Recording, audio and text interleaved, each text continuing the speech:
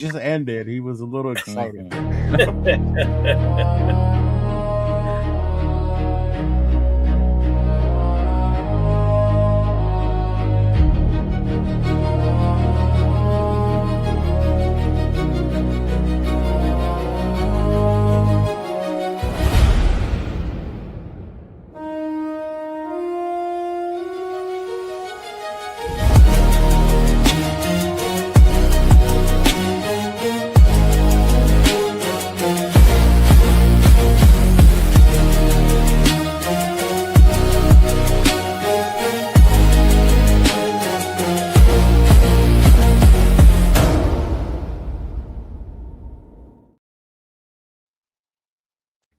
What is up, Radio Nation? We are live.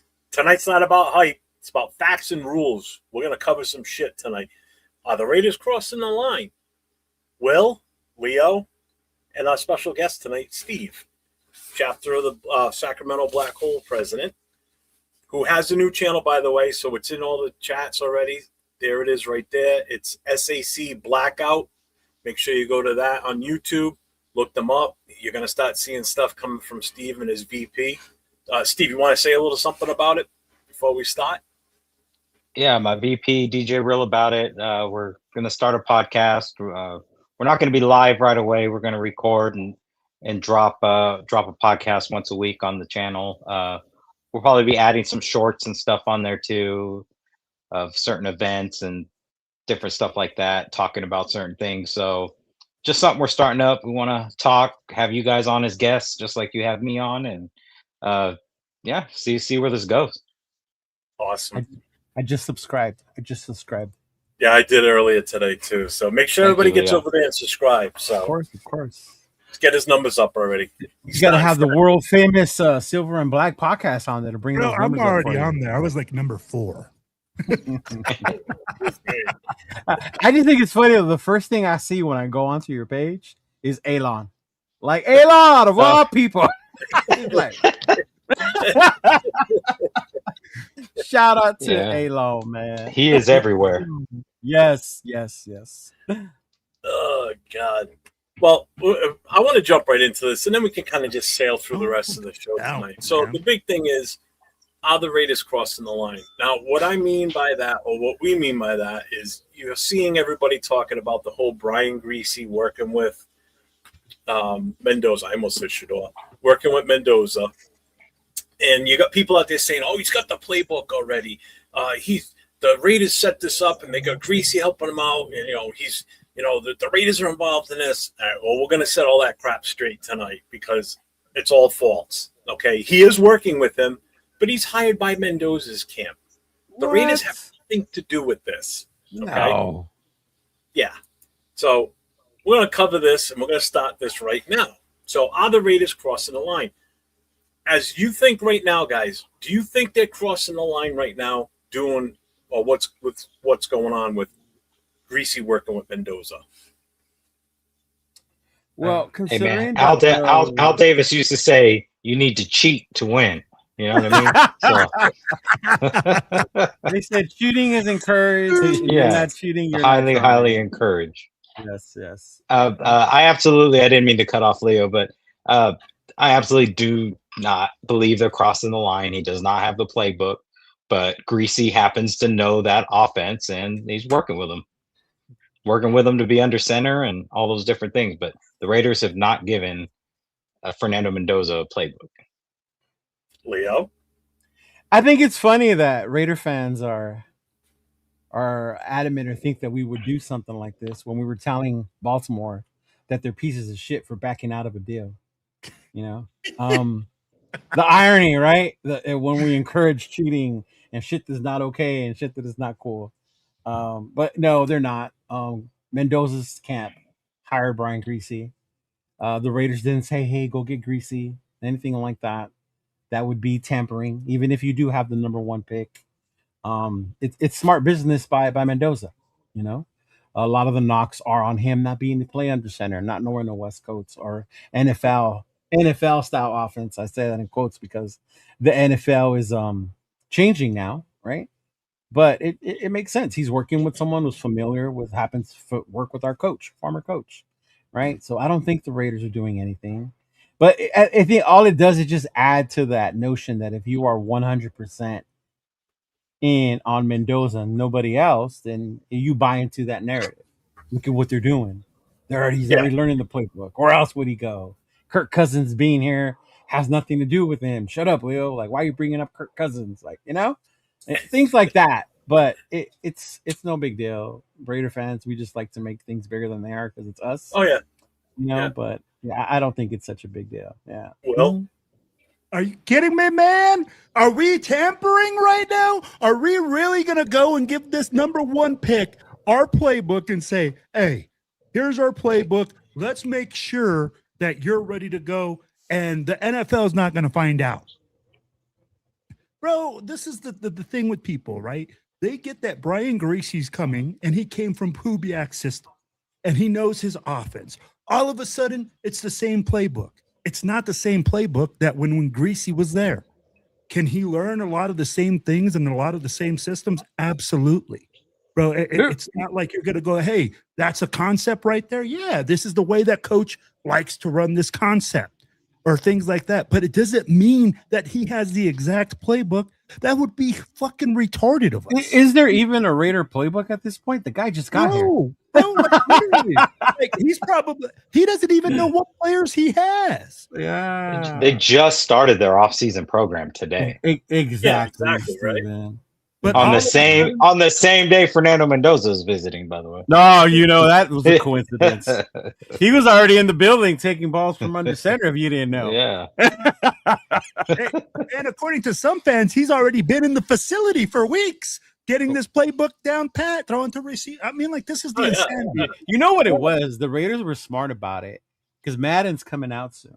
Madden always has the playbooks before everybody else. So they've actually sent Mendoza a copy of Madden, and that's how he's been practicing. Yeah, that's what it is. Yes. Just a quick shout out to everybody in the chat. Appreciate everybody being here. Again, make sure you get over to the new channel that Steve started up today. Recently, not just today. Yeah. I love it, Steven. I know you told me about it recently, and I'm glad to see that you have it up and running. And like I told you when you told me about it, anything you need help-wise to get your show or your channel started, bro. You already know. I'm here to help. Absolutely. I understand the grind.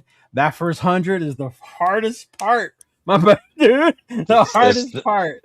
Getting this first one out is going to be hard. Yeah, so you got it, bro. You got our support, man. Yeah. I appreciate it. Thank you. So basically, what it is it's there's multiple violations if this were the case. Okay, so everybody that thinks they have the playbook, or he has the playbook, or the Raiders are involved in setting this up, there's so much involved that the NFL would definitely take notice on this, 100%. All right. So NFL rules, you're okay to evaluate a player, which is what the Raiders have been doing with him. Going to his pro day, talking to him, doing the interviews, knowing what the kid's all about. But what he's doing now is he's trying to develop himself, but the Raiders cannot actually partake in any further development he does prior to being drafted. Because right now he's owned by nobody. He's not a Raider. Yeah. He's not a Raider. He's not even drafted. There's nothing. So you cannot have involvement with the player per NFL rules. Now, I'm not making this shit up. You want to look it up? You can do a simple Google search, NFL rules pertaining to draftees or potential draft players, and it will tell you specifically there's do's and don'ts. Okay? So now, yes, Griese is working with him. He is familiar with the system. He's worked in it for so long. So Griese plus Mendoza, private coach, absolutely fine. Again, hired by Mendoza's crew. Intent matters. Raider connection, bad. So private coach, good. Raider connection to everything, bad. Which means we came bad now. Private, basically. Bad. Okay. You don't think Tom Brady's calling Griese and asking him how things are going? Better not be a text message or phone call, because if it is, there's more. Bro, even if it is, so what? Yeah, but do you understand is Tom Brady there at the workouts in a mustache and a sombrero? So you can't recognize but him? see, that's what people don't understand. That if that is the case, and they investigate this and find this out, you can kiss that number 1 pick goodbye. You will be penalized for it heavily per the NFL rules. They don't take this as a joke. That's the thing, because this is considered tampering, is what this comes down to. But not tampering like illegal tampering. Legal tampering. Well, this isn't illegal. This would be completely legal. I mean, illegal. Isn't tampering in general illegal anyway? Correct. NFL is lenient when it comes to the free agent process. Yeah. This is different. This is a potential prospect. Okay. So normal prep, yes. Something more, who knows? Crossing the line is exactly what everybody's got in their head with the playbook. How much of the Raiders involved in this? Okay. So if it is true, NFL will step in, and it's not a small issue. This is something that they will crack down on big time, because supposedly it has happened before.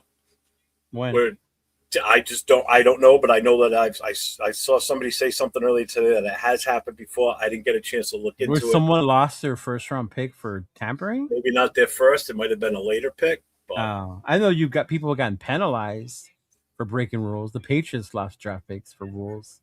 Yeah. But not their first round pick. I don't think it's ever happened in the first round. So these are the potential penalties. Okay. If they find anything that the organization is involved with it, you could have fines, loss of picks, and possible suspensions. By suspensions, that means the coach, because if he's got knowledge of this going on and he's the one that put Griese on that path and has been in contact with Griese about it, that could be it. Okay. Could be penalties on players. Any player that may be assisting him in this process could also be an issue. So it's not just coaches and owners or front office personnel. It's also players too. So if there's a player that's out there helping him that is on the roster right now, that could be a potential issue too. Damn it, O'Connell. So here's my argument. Not my argument, but this is where I don't understand why some fans are saying what they're saying, because the Raiders have been so smart during the whole offseason process. Like with contracts, with players we've brought into the organization. Why now would we go and do something so stupid that could jeopardize the future of this team? Right?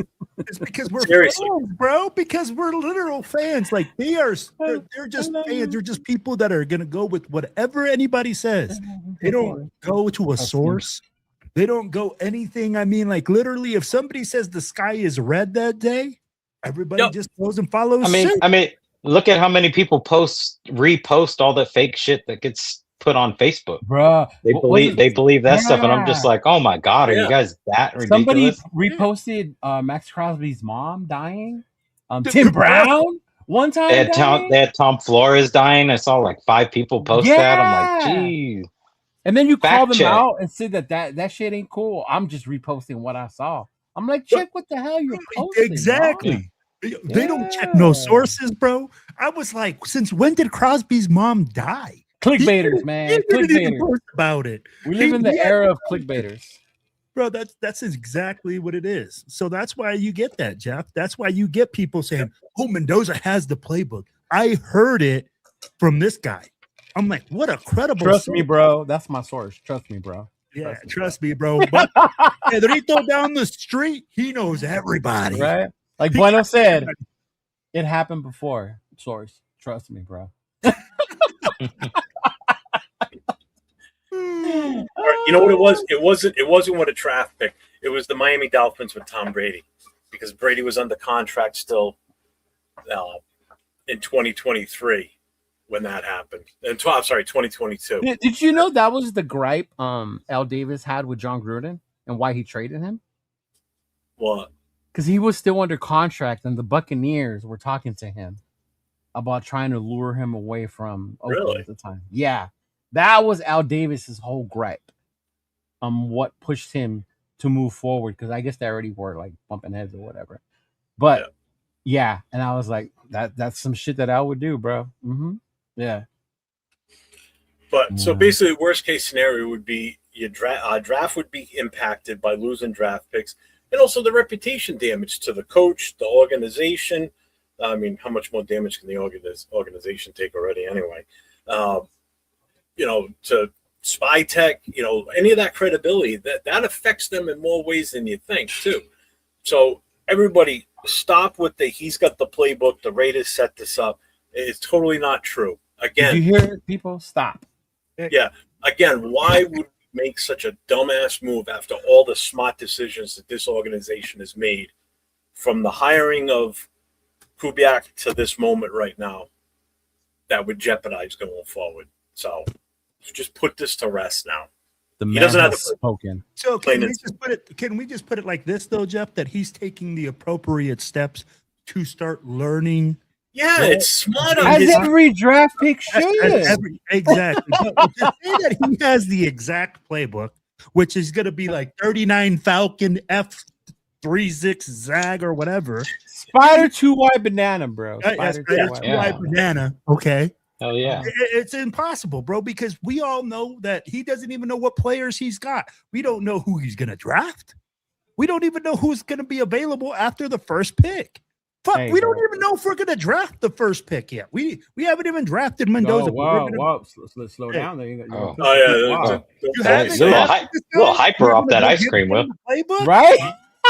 Obviously not sugar free. Wait, I forgot. I'm not supposed to laugh. I'm sorry. Oh my God. Fucking cheater. Why are you not supposed to laugh? Remember, all I do is laugh. So because he's a fucking bully, bro. Yeah, I'm a but bully, the bully. Laughing. That's how we know him. Big pound for pound bully. That's exactly what I'll do. If it comes out, I'm calling the NFL headquarters saying, hey. And the NFL just can't wait to get a call from Raider Jeff, right? Like they're waiting. Right. Oh, this is Raider Jeff. Trust me, bro. It's real. Like, I got some information for you. Meet you in the dark corner somewhere. Oh my lord, that's crazy. So it's just ridiculous, I mean, it is a smart move. It's not really. It's not a rule break right now. So, but it is a smart move by Mendoza. I don't know, man. You kind of got this tone like you want it to be a rule break. Yeah. No.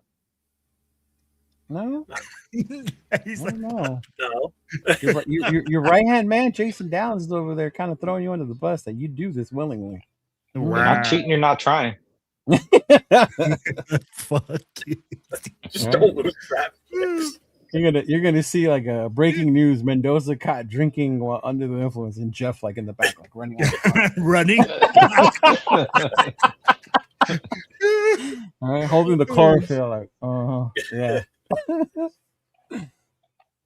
Thought you was drinking some holy water there, huh, bud? It's nothing new having a former quarterback that knows the system, given the verbiage and kind of like the understanding. I get that part. Bro, how developed is the Raider playbook at this point, though? That's the funny part. I'm sure they got a playbook already. They have to. Well, it's Kubiak has his playbook and his system, but he's still gonna what? Well, the big thing is to what he has. How much has it changed since Griese played? So I'll explain it like this, Jeff. And every single time that I go and I coach another team, a different team, I might have a base playbook, but you strip it down because you have different guys that have different abilities. Yeah, so we don't you have can't a use your whole playbook and be like, hey, I'm not going to come here and go, hey, when we don't have 5 wide receivers, you're not really going to focus on a 5 wide receiver package. That's like but you can focus on certain parts, And Kirk Cousins said in his interview yesterday that Clint Kubiak is the type of person that comes to the players and asks them what they like to run, watches the films and sees how they play, and he develops his playbook around the players. So just because you saw it one way in Minnesota or one way in Seattle doesn't mean it's going to be that way in Las Vegas. Clint Kubiak he's got Ashton Genty. He's got one of the greatest tight ends that he's probably ever had in any of the teams he's been on, in Brock Bowers. So he's got a lot. Brock Bowers. He's got a lot he can do that we probably haven't even seen. Yeah. Well, now his playbook is going to change because the players that he has in those key positions are different. So you try to maximize your players and say, hey, we're going to scrap this. We're going to use more of this. I mean, like he can go into 12, 13 if he wants to go 13 personnel and use that playbook more heavily than others, or that part of his playbook. So the concepts and the system remain. Yes. The verbiage, would the verbiage be? Verbiage would change because you don't want other teams to catch on to your verbiage. Remember, every single time that you go out to a new team, you are going and you're interacting with those players. Those motherfuckers ain't stupid. We wouldn't have a replay of the Super Bowl against Tampa where they knew everything. Well, I was just going to say that. Again, you changed the verbiage. Let's go back to 2002. Because what you were saying about the playbook thing, like I don't know why I go down this rabbit hole with people. I do it sometimes on Facebook when I'm bored, and I shouldn't. Their argument to me when I bring that up, of course they have a playbook. It's the one he's bringing from Seattle. So does that mean every time we play the Seahawks, they're going to know what we're doing? And that's the thing, right? If you don't change the verbiage, if you don't change the verbiage, and if you don't change wrinkles and add things and take away things, then people are going to know what the fuck you're doing every year. Well, you know, these guys, they'll change the verbiage and they can change the way the play lines up too. And look, it can be the play, but they disguise it and it looks like something else. It looks like they're in a different formation, but they're actually doing this play. Hey, Boogie, you want to put money on that? Since you're so sure. He says that every week when he comes on one of these shows. I want to call him out. Are you so sure? You say it every week. You want to put money on that? Broncos 16-1, Chargers 8-9, Chiefs 5. You want to put some money on that? Chargers and the Chiefs about right, I think. Broncos 16-1? Come on, bro. You have to change the verbiage. Yep. You got to change the verbiage. Change the verbiage. You have to, bro. I'm like, if you're sitting there saying the same thing, I'm telling you, players pick up on such crazy things. This is not how I thought we were going to open up today's show, by the way. What's that? Oh, really? I didn't know. I really thought we were going to open up with the signing, of the veteran quarterback that we have in the room. He finally signed his deal yesterday. It's official. I was getting a little nervous. We might have a Ravens situation going on. Maybe Kirk didn't pass the Oh, Jesus. Well, they showed video of him today walking into the facility, so he's definitely there. So did he say, "How do you like that? You like that?" Did he say it? Did he say it? Yeah. I hope he did. Yeah. He had a good interview yesterday. I forgot what show that he was on, but I watched it on. Was he on with JT YouTube. probably? No, it was Amber Theo Harris, I think. Oh, okay. Oh, he's probably too vanilla for JT. He might cuss him out or something. Probably. But Amber Theo Harris, that's a good one. I gotta watch that one. I was pretty busy yesterday and this morning, so I'll get on and I'll watch it later on today. But let me ask you guys this, right?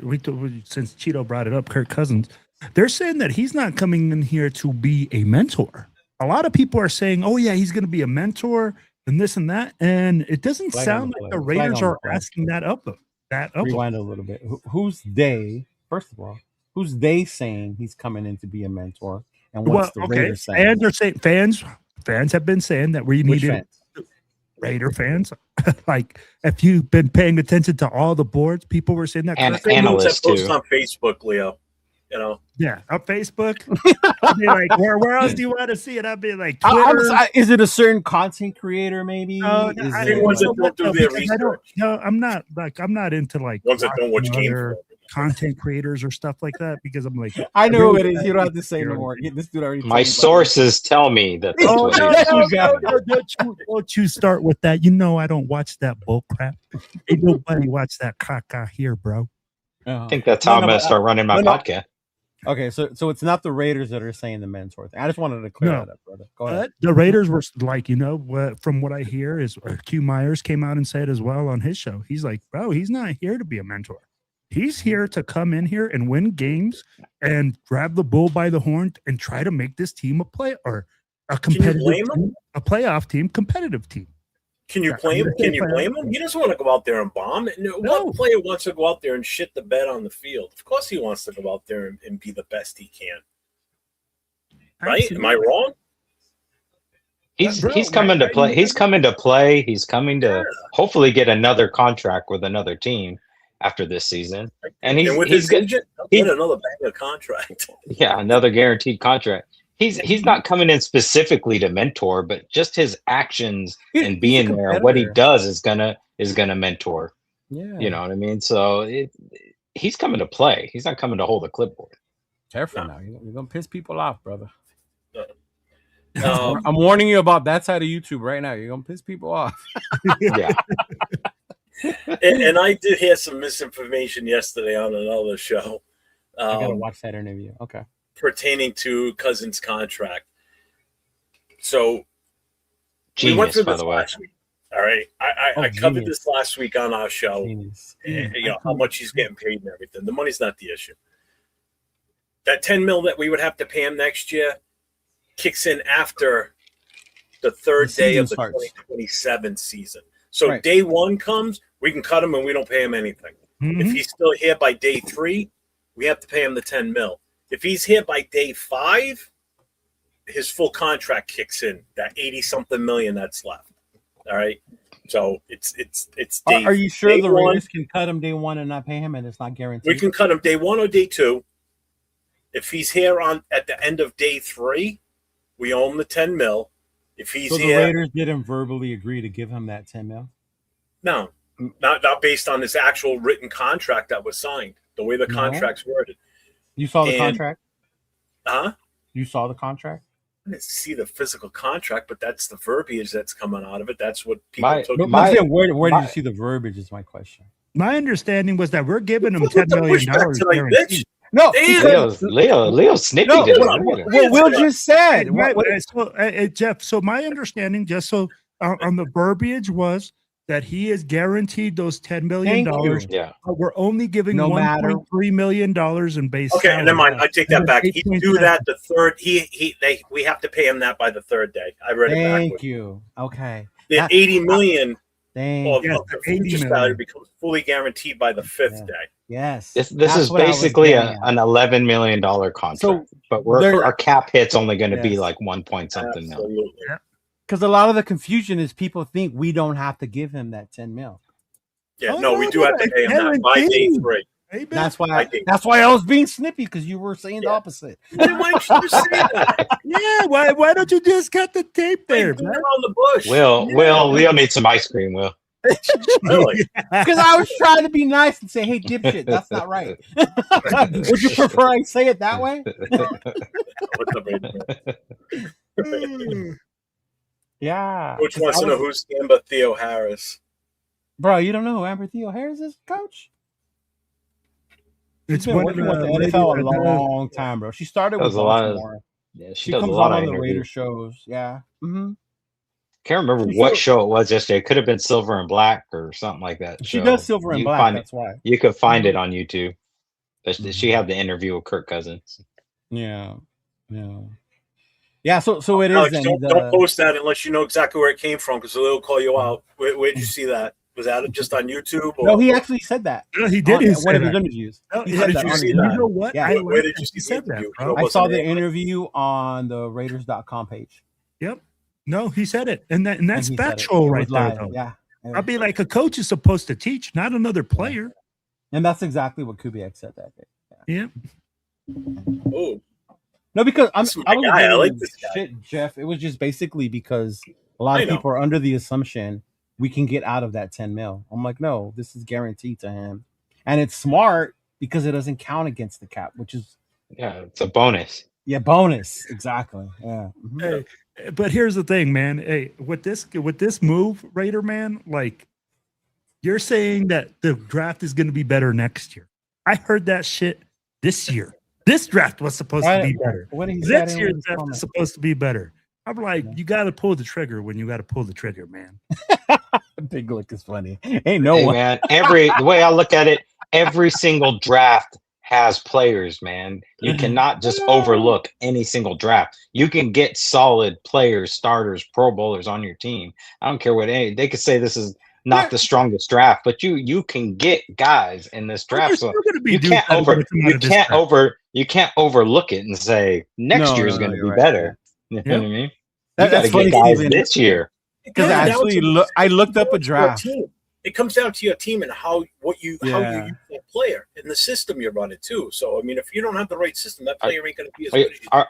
Are you trying to tell me there's 0 guys that are going to be Pro Bowlers that come out of this draft? It can't happen. So it's funny you bring that up because I started doing these little AI videos to not get away from this so much. One of the next ones I'm doing is, has there ever been a first round where the majority of the first rounders were all didn't meet expectations or bust? And it actually has happened 1 year, which is crazy. What And you year- look at the name of the players, and if you remember during that time, you're like, damn, everybody kept saying what a dog this guy was, right? And he was gonna ball out in the NFL. Yeah, I know. But it's rare. It's rare that happens. You're right, Steven. But it did happen in one particular year. So what year was it, Cheeto? Oh, you gotta wait for the video, bro. And go see. You're burning up the earth, bro, with your AI videos. Yeah, bro. I'm trying to save the earth. Yeah. Did you read that from a Facebook post? I did not read it. Actually, that's where the idea came from, because somebody said what you were kind of saying. Like every draft has superstars in every first round, so no matter who the Raiders take. Well, I didn't mean first round in general. No, draft in general. Yeah. No, the draft in general, you're right, because it's so long. You could find this. Max was in a first rounder. Max was exactly. Who would have thought Max was going to be what he was? Hunter Renfrow was a fifth rounder, y'all. Like, but I think Brock Purdy, last pick in the draft. Right. One pick away from being an undrafted free agent. Yeah, Brock Purdy, but that's a whole system thing. I can't worry about next year. I'm worried about this year's draft. I'm worried about getting guys that are going to help this team this year. I'll worry about the draft. That's why you trade next year's draft next year. And you get two bona fide guys that are going to come in and probably start right away for you. Probably. And that's the whole thing, though. Probably. Is Mendoza going to be a Pro Bowler? Probably. Are those two guys going to be Pro Bowlers? Probably. Like, every draft pick's probably going to be a Pro Bowler. Not everyone is. You know what, Jeff? And that's the thing. Good GMs turn those probablys into a real high maybe or a likely. It's likely that we're going to get a Pro Bowler. Is it the GMs or the coaching staff and situation these players walk into? So I think it's the organization in general. It's a combination. And you're right, Cheeto. And I'm right there with you. Also, Steve, it's a whole organization. You have to have good scouts, good GMs, and good coaches that all work together and have the same vision. They all have to know what they're looking for in a player. They have to be able to identify weaknesses within their scheme and within their team. I'd be like, the best GMs and the best coaches are the ones that are able to identify all the weaknesses within your organization. Because noticing all the strengths is easy. People are quick to say how good you are at certain things, but they don't, and they'll tell you how bad you are at certain things, but they can't tell you how to get better. Yeah. You know what I mean? Well, so they can tell you things you can do to get better, right? But they can't do it for you. Yeah. So like Tyree's a prime example. Go ahead. All the physical ability, the height, all that, right? Coaching, he's had Robbie Leonard, who, say what you want, look at what he's done with our D-line. When Max gets hurt, Chason came out of nowhere. Snowden started playing, right? Like, dudes have come up, even this year, Pegues, right? Oh, yeah, Rolando McClain. Perfect example. When I hear the things with Tyree, like, Tyree's been coached well. Carroll or not, Robbie Leonard has been here. And you're telling me this is the only lineman that can't seem to get it together? At what point is it? And I don't, it's not always the organization. Sometimes it is the player too. Yeah. Like Jamarcus Russell, I don't think that was an I think that's a player. That wasn't an organization thing. Oh, 100%. We also didn't do him no favors in the situation. Yeah. And we failed him. Yeah, we didn't help by not having somebody on his fucking ass. Here's the thing. I think he was going to turn out that way no matter where he went. Is 805 here? I don't know. So I'll tell you like this, right? Because there's certain types of coaches. There's dudes, bro, that lay down the law and they're super strict. We just didn't have the right support system around Jamarcus Russell. First of all, if you already given him tape and you know he's not watching tape, why are you playing him? Not only that, but you didn't want him to begin with. Yeah, so I think Kiffin kind of in a way went out of his way to show people why I didn't want him. Instead, I guess maybe in my eyes, instead of shaming you for the tape situation, make it a learning experience. Like, bro, I sent you this tape. I know you haven't watched it. You can't be like that in the NFL. No one. He never got a second chance. No one ever gave him. No one ever chance gave either. him a second chance. Because, bro, after you do that and you're the number one pick of their franchise, and they figure out that you were sitting there drinking codeine, having house parties, and they ask you to watch film as the leader of the fucking team, and you get a blank tape and you tell the coach to straight up lie to his face, bro, nobody is going to trust you with their organization ever again. I mean, Kyler Murray just plays video games, and he got a second chance. Hey, yeah, but Kyler's got athletic ability that gets him by. That's basically the $100 bill on the back of the playbook, like Bo Callahan. Yeah. Well, they got that from the Jamarcus thing, but yeah. But yes, I think a lot of the times it's the organization. Yeah. But I think sometimes it is the player. Absolutely. Yeah, Jamarcus Russell's a perfect example of the player. Which, if you think about it, though, this is why I think makes Mendoza such a QB that Raider Nation and fans want, because he's the complete opposite of what Russell was. Yes. He shows the hard work. He's walking into a better situation. And he's walking into a better situation. Yeah. Would we draft Seabass again? Absolutely not. I would not. And the sad part, he's one of the few successful first-round draft picks we've had. There's a fucking kicker. Yeah. Hey, Steve, there's a guy that actually almost wasn't a Pro Bowler. Oh, that's right. I remember when you brought up that stat. Do you know how many Pro Bowls he's been in? Who, Seabass? Yeah. Take a guess. Did he not make one? One. I thought he made just one. Okay, just one out of his entire career. When Jeff told me there's a guy that was a first-round draft pick. If he didn't go to that Pro Bowl, he would have gone through his entire career not going to a Pro Bowl at all. But he can kick the shit out of that ball. Oh, yeah. Drunk. He can do it drunk. Drunk, hungover, whatever. And Steven, and from the dirt. Better from the dirt than anybody else I've ever seen in that dirt. God damn. If you remember Oakland, from the dirt was the thing, y'all. From the dirt. Oh, could you imagine if we were in Vegas at that time? Seabass would have been done. Oh, my Lord, man. Ooh, oh, man, you met. Yeah. He would have went missing. We would have lost him like Barrett Robbins disappeared before the Super Bowl. Fucking Janikowski would have just vanished at some point. We never would have seen him again. I would be watching a Seabass documentary like the Lamar one. I saw the other one. Where are they now? Jesus, Seabass. We don't know. He's still missing. Yeah. I guess the next thing on Mendoza is him not going to the draft. And I completely understand why he's not going. So I'm not upset about it. I think it's a smart move for him. I get it. His mom's got MS. She has a hard time traveling. So there's no sense in her traveling up for that. I mean, he's spending one of his greatest days of his life with who he wants to be with, and that's his mom and the rest of his family, and his hot aunt. Because Jamarcus Russell would never drafted him. Was going to see her in the stands a lot more. So he's spending it with family. I know some people were reacting to it. I've seen in some of the chats where they're like, I can't believe he's not going. Okay.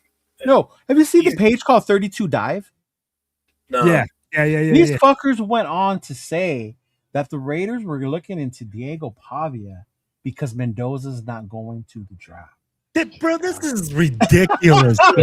That's the bullshit world we live in, Jeff. It's because he was on. That's an absolute must not draft quarterback as far as I'm concerned. And that's the guy that's the name they threw out there. At least throw Ty Simpson out there instead. Right. He's a Gruden grinder. More believable. Oh, man. But no, I'm here. Come on. I know. I'm with you, though, man. He's a Gruden grinder, bro. It's because he went on that show with Gruden. But I'm with you right there, Jeff. Let's be honest. If you go to the draft, you want to be and get drafted and have that day, you want to be around the most important people in your life. And I know probably most of y'all here, my mama is my most important person in my life, bro, besides my wife and my family, immediate. But my mama has been number one in my corner since A1, day one. And I'd be like, since the day I came out the womb. Mama's boy. I am, bro. I love my mama. I am too. I'll say it right here. I'll say something to my mama. I'm like, it's on.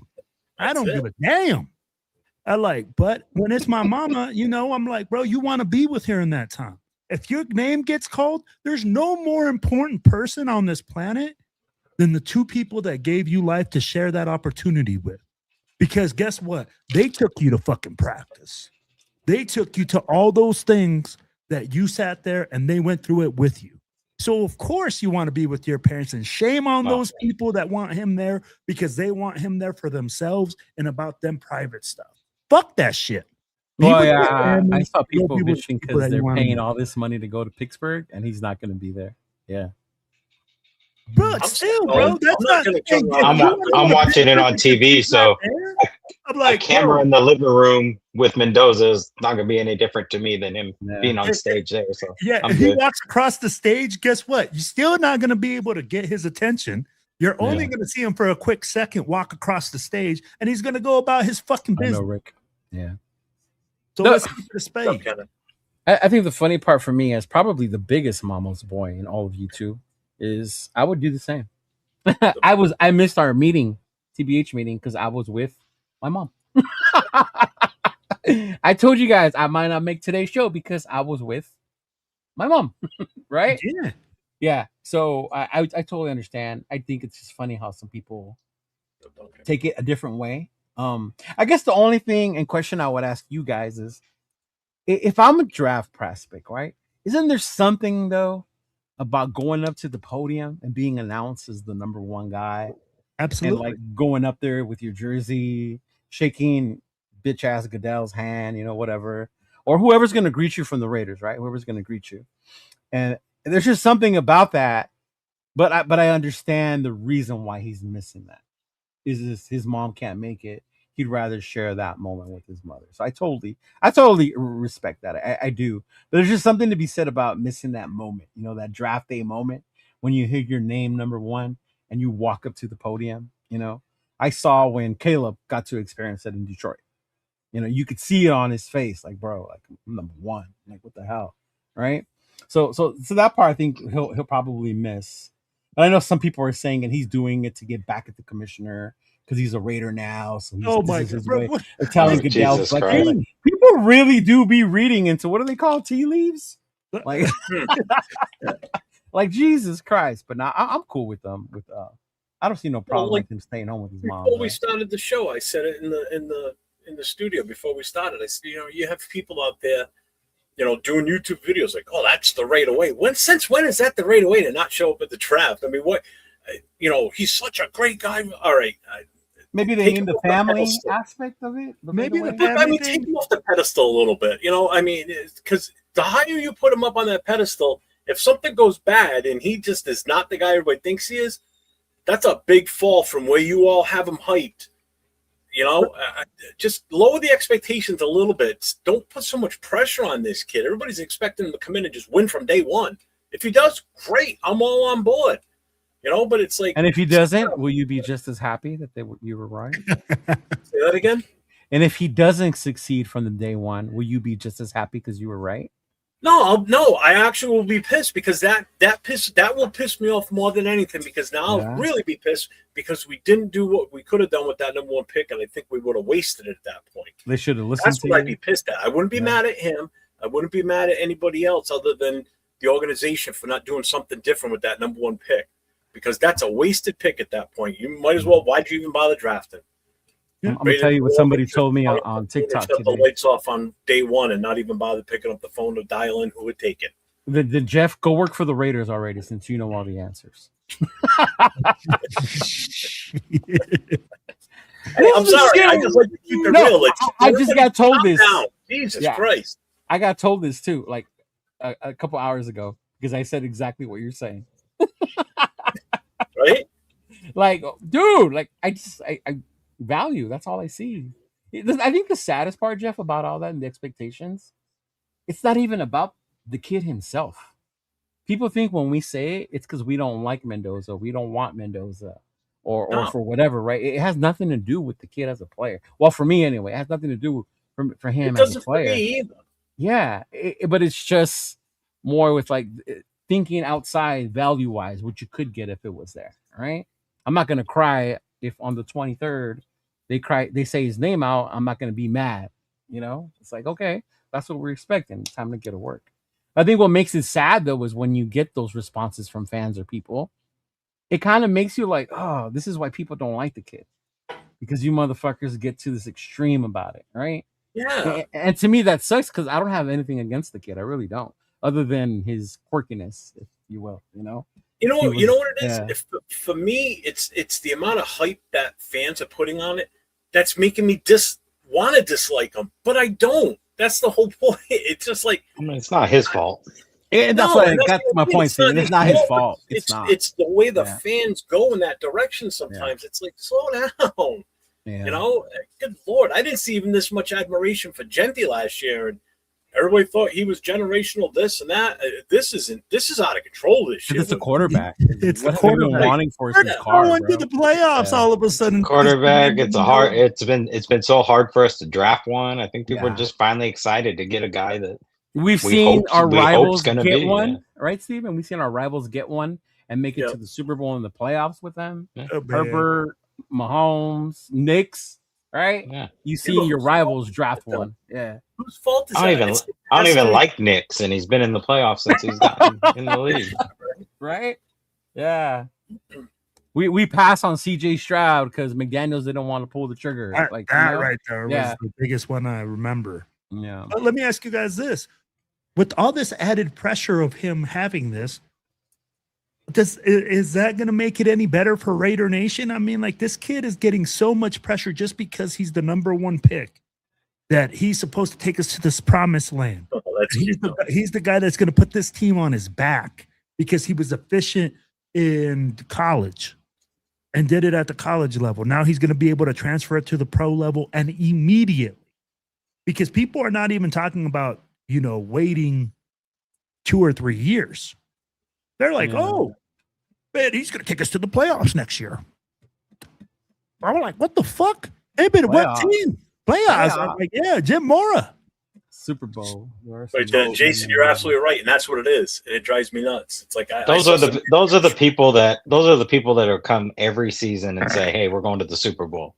Yeah. I mean, you got to be real. There's a reason why we brought in Cousins. They're going to bring him along. They're going to bring Mendoza along slowly. I think the only way you see Mendoza week 1 is if he just somehow in training camp just goes off, looks completely better than Cousins, and they just have no choice but to start him. But I really think they're going to ease him slow, and they don't want to break this kid. They don't want to have another Jamarcus Russell or these guys that didn't make it with the first team and then make it later on with another team just because we didn't take time and develop them. We just let the kid get sacked, let the guy throw interceptions, and just threw him to the wolves.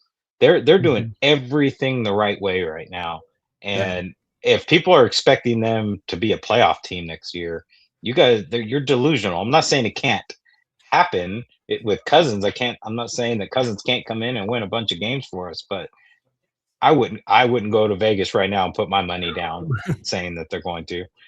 I see this team being improved, but if you think Mendoza is going to get drafted and just come right in and we're going to the promised land, like the Jets said about Geno, Geno probably going to be disappointed. Yeah. That was pretty funny. That was cool. The coach said that about Geno. Said Geno's going to take us to the promised land. Yeah, that's hilarious. But even as a coach, that's what you say. As a player, you want to hear that from your coach, right? Like, I don't want to hear like, I hope you don't fuck up like you did in Vegas. Yeah. So it says, Jeff, if the projected number 1 pick was a DN or a left tackle with as much hype as Mendoza, I doubt Great question, Money Chuck. Great question. Yeah, because you know what? And I would be fine with it, because you would? If it was a defensive end or a left tackle instead, hell yes. At number 1? Are you kidding me? No, you're such you want to be crying about value and you can get 2 players for 1. You wouldn't be crying about any of that? Because I don't think he's worth the number 1 pick. That's the whole for you point. It is about Mendoza. So let me ask he's not the true number 1 value at number 1. What player do you think then is worth getting drafted 1 overall? Who's the number 1 pick? What is the player then? Yeah. In all honesty, if Mendoza wasn't there, I honestly think the number one pick Would be consensus number one overall would probably be Jordan Love, Jeremiah Love. I keep saying Jordan because I think he's the most talented on this. It's him or Caleb Downs. He's a safety. That's a tough put at number one. That's a tough put at number one. But by pure talent, he's up there. But Jeremiah Love would probably be the number one. And at that point, if we were picking number one and he's the consensus number one overall, guess what? We're not going to take him. We don't need him.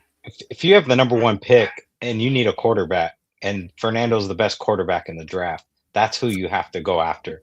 There's no guarantee. There's no guarantee next year you're going to get your. When are we ever going to get our quarterback? Right. Next year. Well, we'll have. And then next year they're going to say next year's better. As the college football fanatic of the group, and you say next year, I'm going to tell you something. That lingo is going to change because of NIL and how long these kids are staying in college. Yep. Yeah. You don't know who's going to come out next year. Arch was supposed to be coming out this year. How'd that plan go? And right now, that's all everybody's talking about is Arch Manning, Arch Manning, Arch Manning. And Arch didn't come out on Fuego when he started playing either. No. There were questions about like, oh shit, this kid needs work. This kid needs time. Right? So I get the next year thing, like I really do, because of the names that are out there. But like I think too, what you're saying, Steven, you don't know who's going to be out there next year. Exactly. And if you're in a position to take that guy, then you should if you believe in him. Yeah. Mm-hmm. We have the number one pick this year. You pick your guy. You don't give up any picks to move up to get a guy. You go, you get him, you draft him. That's it. Next year, most likely we would have to give up a bunch of first round draft picks to move up to get a guy, whoever it'll be. So I just get your guy. I think Mendoza is going to be a serviceable quarterback in this league. Okay, see, I know what I just said. I know what I just said. Proved my point. I know what I just said. I didn't. The second it came out of your mouth, my head went, rewind. Delete. See, he's. But I can't sit here and guarantee. I can't sit here and guarantee. I can't sit here and guarantee he's going to go and win us a Super Bowl. You know what? I'm glad you said that instead of we don't. Yeah, we don't know. We don't know. I like what I've seen him do in college. I think he's going to be a really good quarterback in this league. Yeah. But I don't know. I don't know if he's going to be generational. I don't know if he's going to be a Pro Bowler. He needs to be. He's going to have to be. I mean, we're taking a chance with him with the first pick. We would need him to go win us a Super Bowl in the future. We don't know. Is the juice worth the squeeze, bro? Huh? Is the juice worth the squeeze with Mendoza? Like, even if you don't think he's generational, or if you think he's more than mediocre, you think he's somewhere in between. Do you think it's worth it taking that risk if you end up finding your quarterback? Dude, absolutely. I don't even think it's a risk taking Mendoza. Okay. Number one. See, any quarterback you draft, even if we wait till next year and all these guys that are supposed to be coming out, we don't know what they're going to be. We don't know if Arch Manning's going to come out and be anything like his uncles or anything like that. We don't know. There's so many guys that have come out of the draft that we thought were going to be the say all be all in the league, and they disappeared. They were nothing. And then we've seen so many guys that were drafted later that turn out to be good. You get your guy. I like Mendoza, but I'm not going to sit here right now on this podcast and say this guy is absolutely going to go win us the Super Bowl. You hear that? Let's let the guy. Let's let our coaches and this organization build this kid up and teach him how to do things, and then hopefully in the future we are going to be winning a Super Bowl with this guy. Where did you guys find this guy with all this logic? Jesus Christ. If y'all don't follow him, go follow him right now. God damn it. See, Rick said it right here. Like, where did you see that? Mendoza even said Super Bowl maybe in about 4 to 5 years in another interview. What was that interview? Good question. I saw it also. It was after his pro day, I think, with an NFL person. Yeah. Rick, right here. Just look up at SAC Blackout. That's Steve's channel that him and his VP from his chapter. I like how you say SAC because if you read it out, it kind of sucks. I read it out loud in my head. I'm like, well, I don't know if I'm going to say it out loud. That's why everybody calls Sacramento out here. Sac Town. Hey, I'm a Laker. From Sac. I understand you Sacramento are different, so. Yeah, we're close to San Francisco. Yeah, we've had this discussion on the phone, my guy. Kurt Primo's. Josh Allen started the draft. Allen had haters. Mahomes had haters before. A lot of players. He's running back in the first round. Stupid. What? You think Jeremiah Love's going to fall to the second round? Bro, you're fucking high if you think that dude's going to fucking fall to the second round, bro. And if you're thinking a general, if he makes it past Tennessee, I'll be shocked. I don't think he makes it past 10. No. Well, who else is going to take him? Jets aren't. Well, so why aren't the Jets taking him if he's number one? Because they still have Breece Hall. Why would they just re-sign Breece Hall? Why would they bring in another running back? Does this guy have Patrick Mahomes on his like profile? I don't know. I can't tell who that is. It's like no, that might be Mendoza. That might be Mendoza. Oh. Yeah. I was like, oh, yeah, it is. Because the signature looks like FM. But I'd be like, why would a running back be stupid in the first round? I disagree. I think we took Genty last year. I think he's going to be great. I'd be like, it relieves pressure off a rookie quarterback. If you don't have a running game, you can't really set up a pass game. It relieves a lot of stress off your offensive linemen. It gets them to attack and going forward. So tell me why a running back is a bad thing. If you had a choice, would you get your running back first or your quarterback first? Good question. Best player available. Somebody watch my AI video. Hey, let me put it like this, then, Steven. If you have a quarterback that's 1A and a running back that's 1B, like right now we don't have a clear number one, right? According to everybody and their mother. What do you mean we don't have a clear number one? We have a number one running Fernando Mendoza not being the number one, okay. Like, let's say in this draft you had a really good quarterback and a really good running back that were considered both at that same elite level to be the number one player. Right. Who do you go with? Do you draft the running back or do you draft the quarterback? If you need a quarterback and you got a great quarterback sitting there in the draft and a great running back, you got to go quarterback, in my opinion. Thanks, Rick. You got a new sub on Rick. Yes, sir. Thank you, quarterback. Rick. As much as you need a running back, a quarterback's the most important player on the team. Yeah, and over the years, the running back position has been devalued. Because the notion of taking a running back in the first round, why would you do that? There's so many. Back in our day, right, Jeffrey? You took running backs in the first fucking round. Oh, right? God, yeah. Barry Sanders, Emmitt Smith, bro, like Adrian Peterson. Marshall Faulk, Edric James. Herschel Walker, all Tony Dorsett. Like, you took these guys in the first round because running backs were the big difference back then. Yeah. Mm-hmm. No, absolutely. Yeah. Still think you need a good one, though. I know they try to devalue that position, but look what happened to us once we let Jacobs go. Yeah. I mean, we definitely still need a running back in this league. You do. Marcus Allen, coach. But they're not highly valued like they used to be, basically. No. Which to me is crazy. It's a passing game. To me, as a fan of football, I hate it because running backs is still one of my favorite. Yeah, I love the running back positions. Yeah, like that's always my favorite player on the Raiders. Normally, is the running back. I mean, I don't know what because fantasy football's turned into all those PPR leagues. Yeah, when fantasy football first came out, running backs were gold. Now everything's damn PPR. Yeah. Oh yeah. Your wide receivers. I thought this was famous on Wednesday. Fuck, I forgot what I was going to say now. Oh, it's going to be interesting. It's going to be interesting to see what type of game plan we run with Cousins at the starter, because with Mendoza, if Mendoza started, I would have thought that we'd be like a heavy run team first.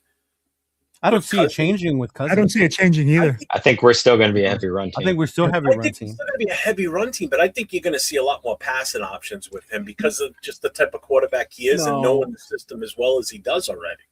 Do you remember when he was at Minnesota? It wasn't like he was airing it out all the time. They would still primarily run first. Yeah. Kubiak likes to Again, watch. we only have that one running back right now, Yeah. so it still remains to be seen who we bring in as another guy. Because you're not going to do it with Love. Eric Dickerson, good one, Eric. Good one, Eric. Eric Dickerson's another one. Yeah. Well, with the talk of throwing the ball and Whoa, what? Wait. Look, Raiders need a leader. Mendoza isn't it. He's a key piece to a team that needs a QB. Chargers have Herbert. Rams, they have Stafford. Vikings need a quarterback. Colts need a quarterback. Atlanta. Yeah, but the Rams, how long are they going to have Stafford for? He's an older dude, man. How long did Brady play for? Stafford got him far. Yeah, but also Brady wasn't taking the beatings like Stafford's been taking. And Brady hardly ever got injured, to be honest with you. Is he saying Mendoza is not a leader? That's what I'm reading into this. In what world is Mendoza not a leader? That's one of his biggest attributes. And before we get into what I said, the Chargers have Herbert, and we start saying Herbert sucks. I understand he's lost a playoff game, but tell me, Raider fans wouldn't love to have a quarterback even as minimal as Justin Herbert in the last fucking years, right? So before we get all high and mighty about Herbert sucks, Raider fans would have been lucky to even have a quarterback. Oh yeah, that was as mid. Well, they hate towards Herbert just because is Justin Herbert mid? Well, people say that because he's never won a playoff game. Just because you don't win a playoff game, do we forget that this is a team game? That there's 22 dudes on that fucking field every fucking game? That's the problem. I'm like, bro, like if Justin Herbert is a fucking scrub, then what the fuck are we looking at? Yeah, there's a ton of teams in the NFL right now that would get rid of their quarterback for Herbert. Oh, God, yeah. Mm-hmm. So this is a good question, and I know I can answer this one. Who is better value, Trevion Henderson? Oh, Lord. Value? Why, bro? Why are you bringing this up right now? Is it about value, though? Yeah. How else can you judge it? Saying in the sixth, because I'd be like, here's the thing. Are these guys, they don't get to pick where they get selected. No. Right? Like that's not the question. The question is, like, who's a better value, Henderson or Genty? At the moment. Who? At the moment, it's going to be Trayvon Henderson because you're going to see all his stats, right? Why is his value better? At the moment, because of his stats, because of his production. What position was he drafted at? In the second round, I think it was. Second round? Yeah. But I'd be like, for the record, I will say this. That's who I wanted instead of Genty. I want us to go O-line with that first pick. Jeff wants to go O-line. Jeff wants to go O-line with every first pick. Am I wrong based on what we had last year for offensive line? Am I wrong? Well, considering am I wrong? You said it don't matter who we had because the coaching sucked. Imagine what that coaching sucked. I think coaching and injuries were a big deal this year. Here's the thing. Now you would have already had that piece for this year at this point. Would you? You know what I'm saying? We would have had the offensive lineman last year. Yes, it didn't work out because of the offensive coaching was so goddamn awful that everybody on that O-line regressed. But you drafted a guy with your first pick overall. You bring him over this year now with a whole new regime, a whole different scheme, a way, way better offensive line coach. How is it better? We've only added one guy, though. The offensive line coach. I said it's a better offensive line coach. We hope it is. We're hoping it is. No, Rick Henderson is a good coach. He's going to be fine. People said that about Pete Carroll. You brought over the best center that was available in free agency. You know, you've got Colton Miller at left tackle. If you would have brought in Colton's going to play what, like guard, 6 games? we would have been better off already this year. We wouldn't have to go for a guard in this draft. Yeah. I will say the only thing that worries me about our line this year is Colton Miller and JPJ staying healthy. Yeah. If they don't stay healthy, anyone being healthy, bro. Because if you get one injury, we don't have a lot of depth. If any one of those 5 starters, whoever they are, gets hurt, then the depth starts to be like, oh shit, this dude's gonna come in, right? Like, oh fuck, yeah. But I worry more about them because of their history these last couple seasons. Yeah, you know, if somebody else gets hurt, they got an injury. But these guys, we're relying on them. We're expecting JPJ and Colton Miller to be the starters, and this line's going to be better, this and that. But they also haven't proven to stay healthy these last couple seasons. So that's my worry. Yeah. NFL's been a two-back system for a while already. They've been running two-headed monsters for a long time in the NFL. Are there any and we have a fullback again, which is good. Yes, we do. That's the bonus. Yes, we do. Yeah. You know, you think about it, like those days of, you know, a single, like Barry Sanders being the only ball carrier, or Emmitt Smith, or, you know, Marshall Faulk. Those days Eric long. Dickerson. So you got to say Eric Dickerson, yeah. Marcus still had a fullback too sometimes, but still, those days of just one running back carrying 99.9% of the time, it's been a two-back system for years. Derrick Henry. He's a physical specimen. But good. Hey, he's still in the league. He was. Eddie But Jordan. you go back to the Giants too, when they had Jacobs and Tiki Barber. No, well, yeah, he was there too. But no, you had Dane and Bradshaw. Yeah, Bradshaw. And Lightning. Bradshaw. You know, Jacobs looked like he was about 10 feet tall standing next to Bradshaw. I mean, I saw them in person at Giant Stadium, and it's like the height difference. He was as big as the offensive lineman, Jacobs. He was a monster. Yeah. Well, going back to what we were talking about to kind of circle back here, talking about the quarterbacks and obviously running backs, but the issue now, or the question I have is wide receiver battle. And by battle, I mean between Bech and Thornton. Who do you guys think steps up this year? Like one of them has to. One of them has to become that steady guy. Who do you have your money on? Like, who do you think is going to take that step this season in their second year and become something for this team? Between Bech if we're just talking about those two, I would think that Bech is going to have more of an impact than Thornton. I think Thornton's still a project on running routes and everything, but it would be nice to see Thornton go deep and catch some long touchdowns. But I think if we're going to pick between the two, I think we're going to see Bech more have more of an impact this upcoming season. What are you laughing at? I know that's Leo's favorite guy too. No, I'm laughing at the comments. I know. I'm just saying. I know it's your favorite guy. Yeah. No, I'm telling you, I don't know where we found this guy. He's making so much sense because I was looking to see if Nathan's in the chat, because if he's in the chat, he's going to record what I say. He's literally watching who's in the chat. Because based off of Jeff's question, I got to agree with Zach. Like, bro, Jack Bech, he's proven he can catch the ball, right? He's a possession wide receiver. He, I think, has more experience with the route running. So if it's between those two, who I think would benefit from a Kubiak system, I would hopefully say Jack Bech, because maybe he can scheme it up where he finds him in open space, gets him more open. Thornton's a project, bro. Speed, size, cool to have. But you still got to know how to play wide receiver in the NFL. You got to be able to know how to get open, right? You got to be able to catch the ball when it touches your hands. That's what I was going to do, was put your thing up. Well, somebody's asking about your page. But, yeah, I just put it back in the chat again, so it should be on all channels. And they asked about Will's page too. But yeah, I have to agree with you. If it's those two, Jeff, I would, if I had to put money on those two, and I'm a gambling man, so I will put money because that's what I do. I'm that dumbass. I would put it on Bech having a bigger year than Thornton in this Kubiak system. Based on the fact that with Kubiak here, maybe he gets more out of Bowers and Mayer combo, right?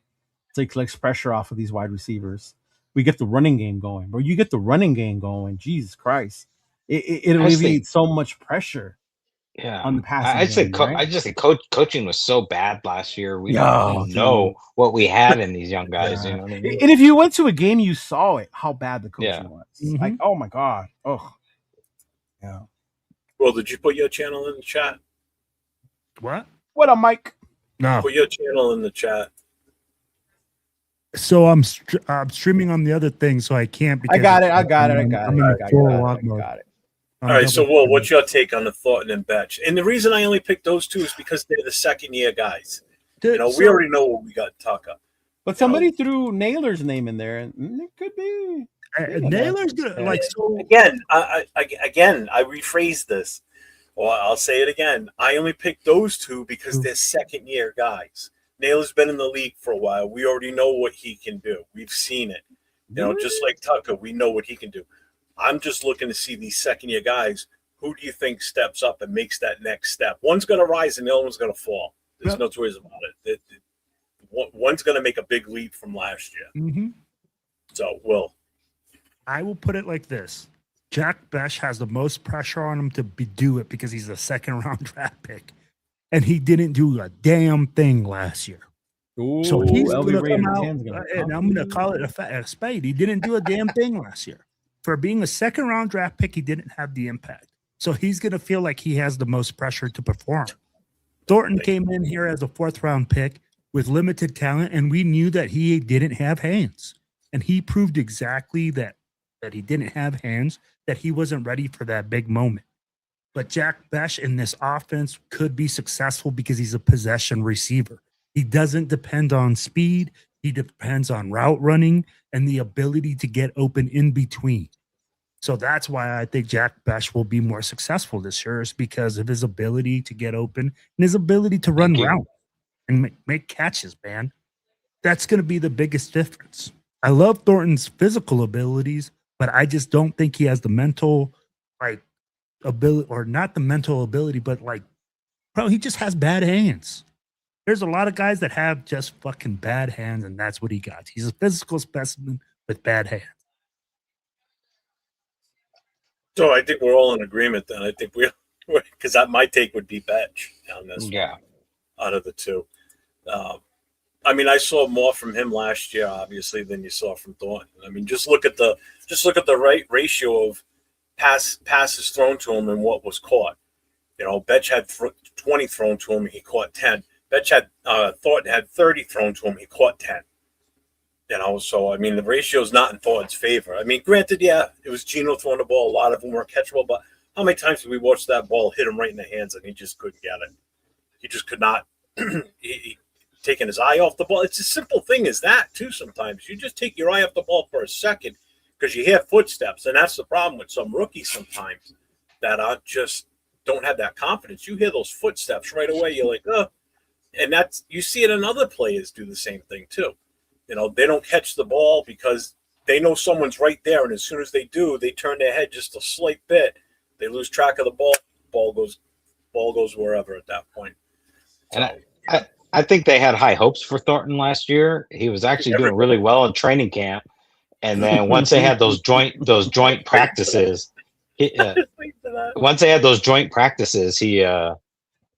saw he just disappeared, and then they did the same thing in the games. That happened to our entire offense once we practiced with the teams. Well, I remember yes. During the live the practices that Leo and them went to, and how everybody was hyping Thornton and everything. And no, I was hyping Geno after that scrimmage. No, not you. I didn't say you. I said how everybody else was hyping Thornton and how well he was and everything. And during our shows during the season, Leo would always circle back to that about, but look at how he was in practice, and Megatron 2.0. Well, the thing that I saw with Thornton in practice is what comes traditionally from Tennessee wide receivers. Yeah. The play is already set to where the ball's going to. These wide receivers know that. So you don't see them fully running a route or fully blocking or what they're supposed to if they know the ball or the play's not coming their direction.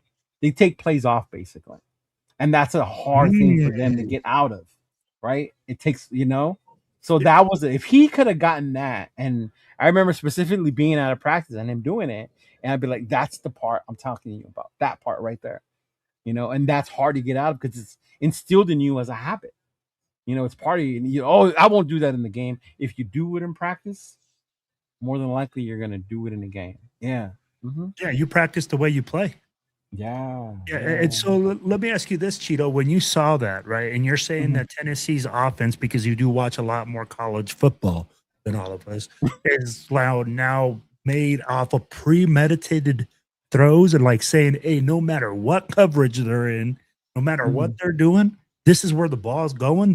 So let me ask you this. If you're selecting a quarterback out of Tennessee, can they read? Can they read the whole field? This was the whole thing with Fernando Mendoza, right? Because he reads RPO. people were saying, oh, he can't read the whole field because he does RPO, which obviously people don't understand. He's actually reading exactly what he's supposed to be doing. He could read the field. He's just doing a certain job. So are you saying that Tennessee guys are prone to being worse at that because of that part? I think it's a tough spot because it's hard to blame the players specifically because a lot of them, that's what's asked of them. So when I bring it up in that sense of a Tennessee, that's the system. That's how it's run there. Those dummy cards, like Super Mario's the play, like he looks at it.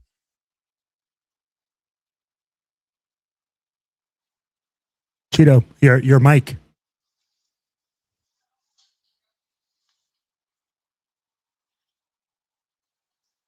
All right. While he's doing that, I'm going to say something on this guy's comment right here. Kirk Cousins doesn't have a big contract. That 100-something 5 years, 100-something million is fake. It's just an $11 million contract basically for this year. So there's no big contract for Kirk Cousins. After the season, though. Yeah, but they're looking at it. I get what he's saying. No. That's not guaranteed. The big numbers comes after, and if Kirk Cousins takes us to the playoffs, if Kirk Cousins takes us deep into the playoffs, I'm sure everybody will be like, "Oh, you better pick up that 2-year, $80 million." Exactly. Yeah. No. It's crazy. I think it'll get reworked about the Mendoza thing because I mean, Cousins. There was a realtor. I think he's in Las Vegas. He used the contract thing to make a video for his business as content. What's up, Arnie? You know what I mean? Like, oh, if you are like Kirk Cousins and his agents guarantee you this much money, 5-year, 172, something about houses. Anyway, the way he was wording it, you could tell the dude was not even a fucking Raider fan, barely a football fan, right? But he was using that contract to like promote his real estate business. And I was like, oh my God. Like, is that the point we're getting to on social media, right? We just see some shit that's trending and we're going to use it to promote our business. Like, oh my God. Yeah. Bro, if you're in Las Vegas, the Raiders are the Raiders, the Aces, every local team is the biggest thing. Yeah. But the Golden Knights. Whoever is his freaking agent, bro, whoever is Kirk Cousins' agent, that motherfucker is a bad dude, bro. I ain't never seen a dude get so much guaranteed money. I think he's probably made more guaranteed money than any other player I've ever seen. Yeah, he's up there as far as how much money he's made with some of the dudes you have. Like, what? Yeah. Did they go to P.F. Chang's for dinner? Is that what they took? Albert, dude, that's like, John, is that your account? Are you really Albert Sports, bro? Every time you send us right? It's Albert's. Yeah. Yeah. But no, just real quick to what you're saying about the thing. It's not so much always the players. That's what they're asked to do, right?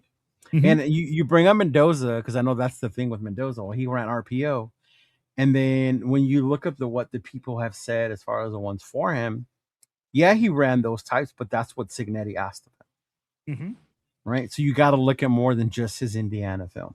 Go look at his Cal film, right?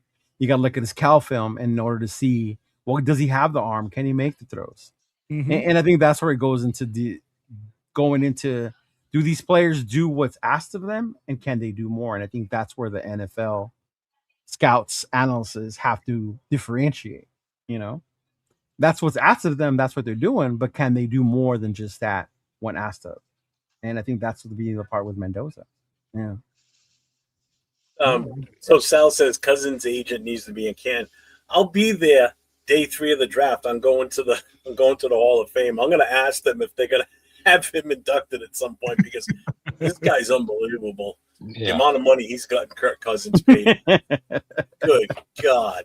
Dude, I think he has something like $500 million in guaranteed contract money. It's up there. It's a ridiculous amount. I know that. I think Marcos just put up there that Prescott's the one who's got the most. Yeah. That's crazy, bro, because you're talking about 2 non-Super Bowl winning quarterbacks. But in one single. This is in one. Yeah. I'm talking in combined like lifetime. Yeah. I think Cousins has it for like the most guaranteed money of all the contracts that he's signed.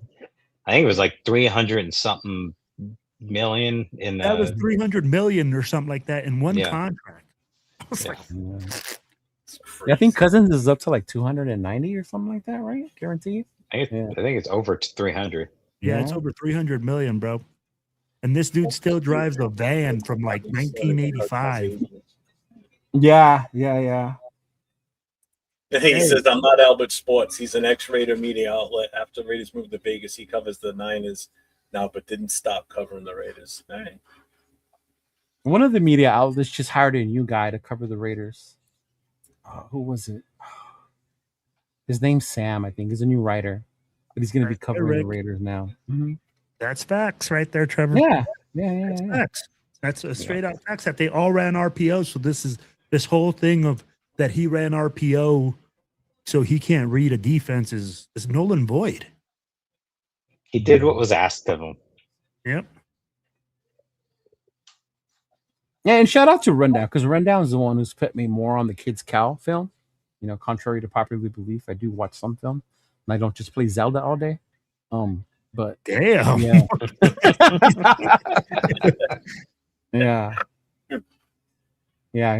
Rundown's the one that just shared with me some of his cow. Mm-hmm.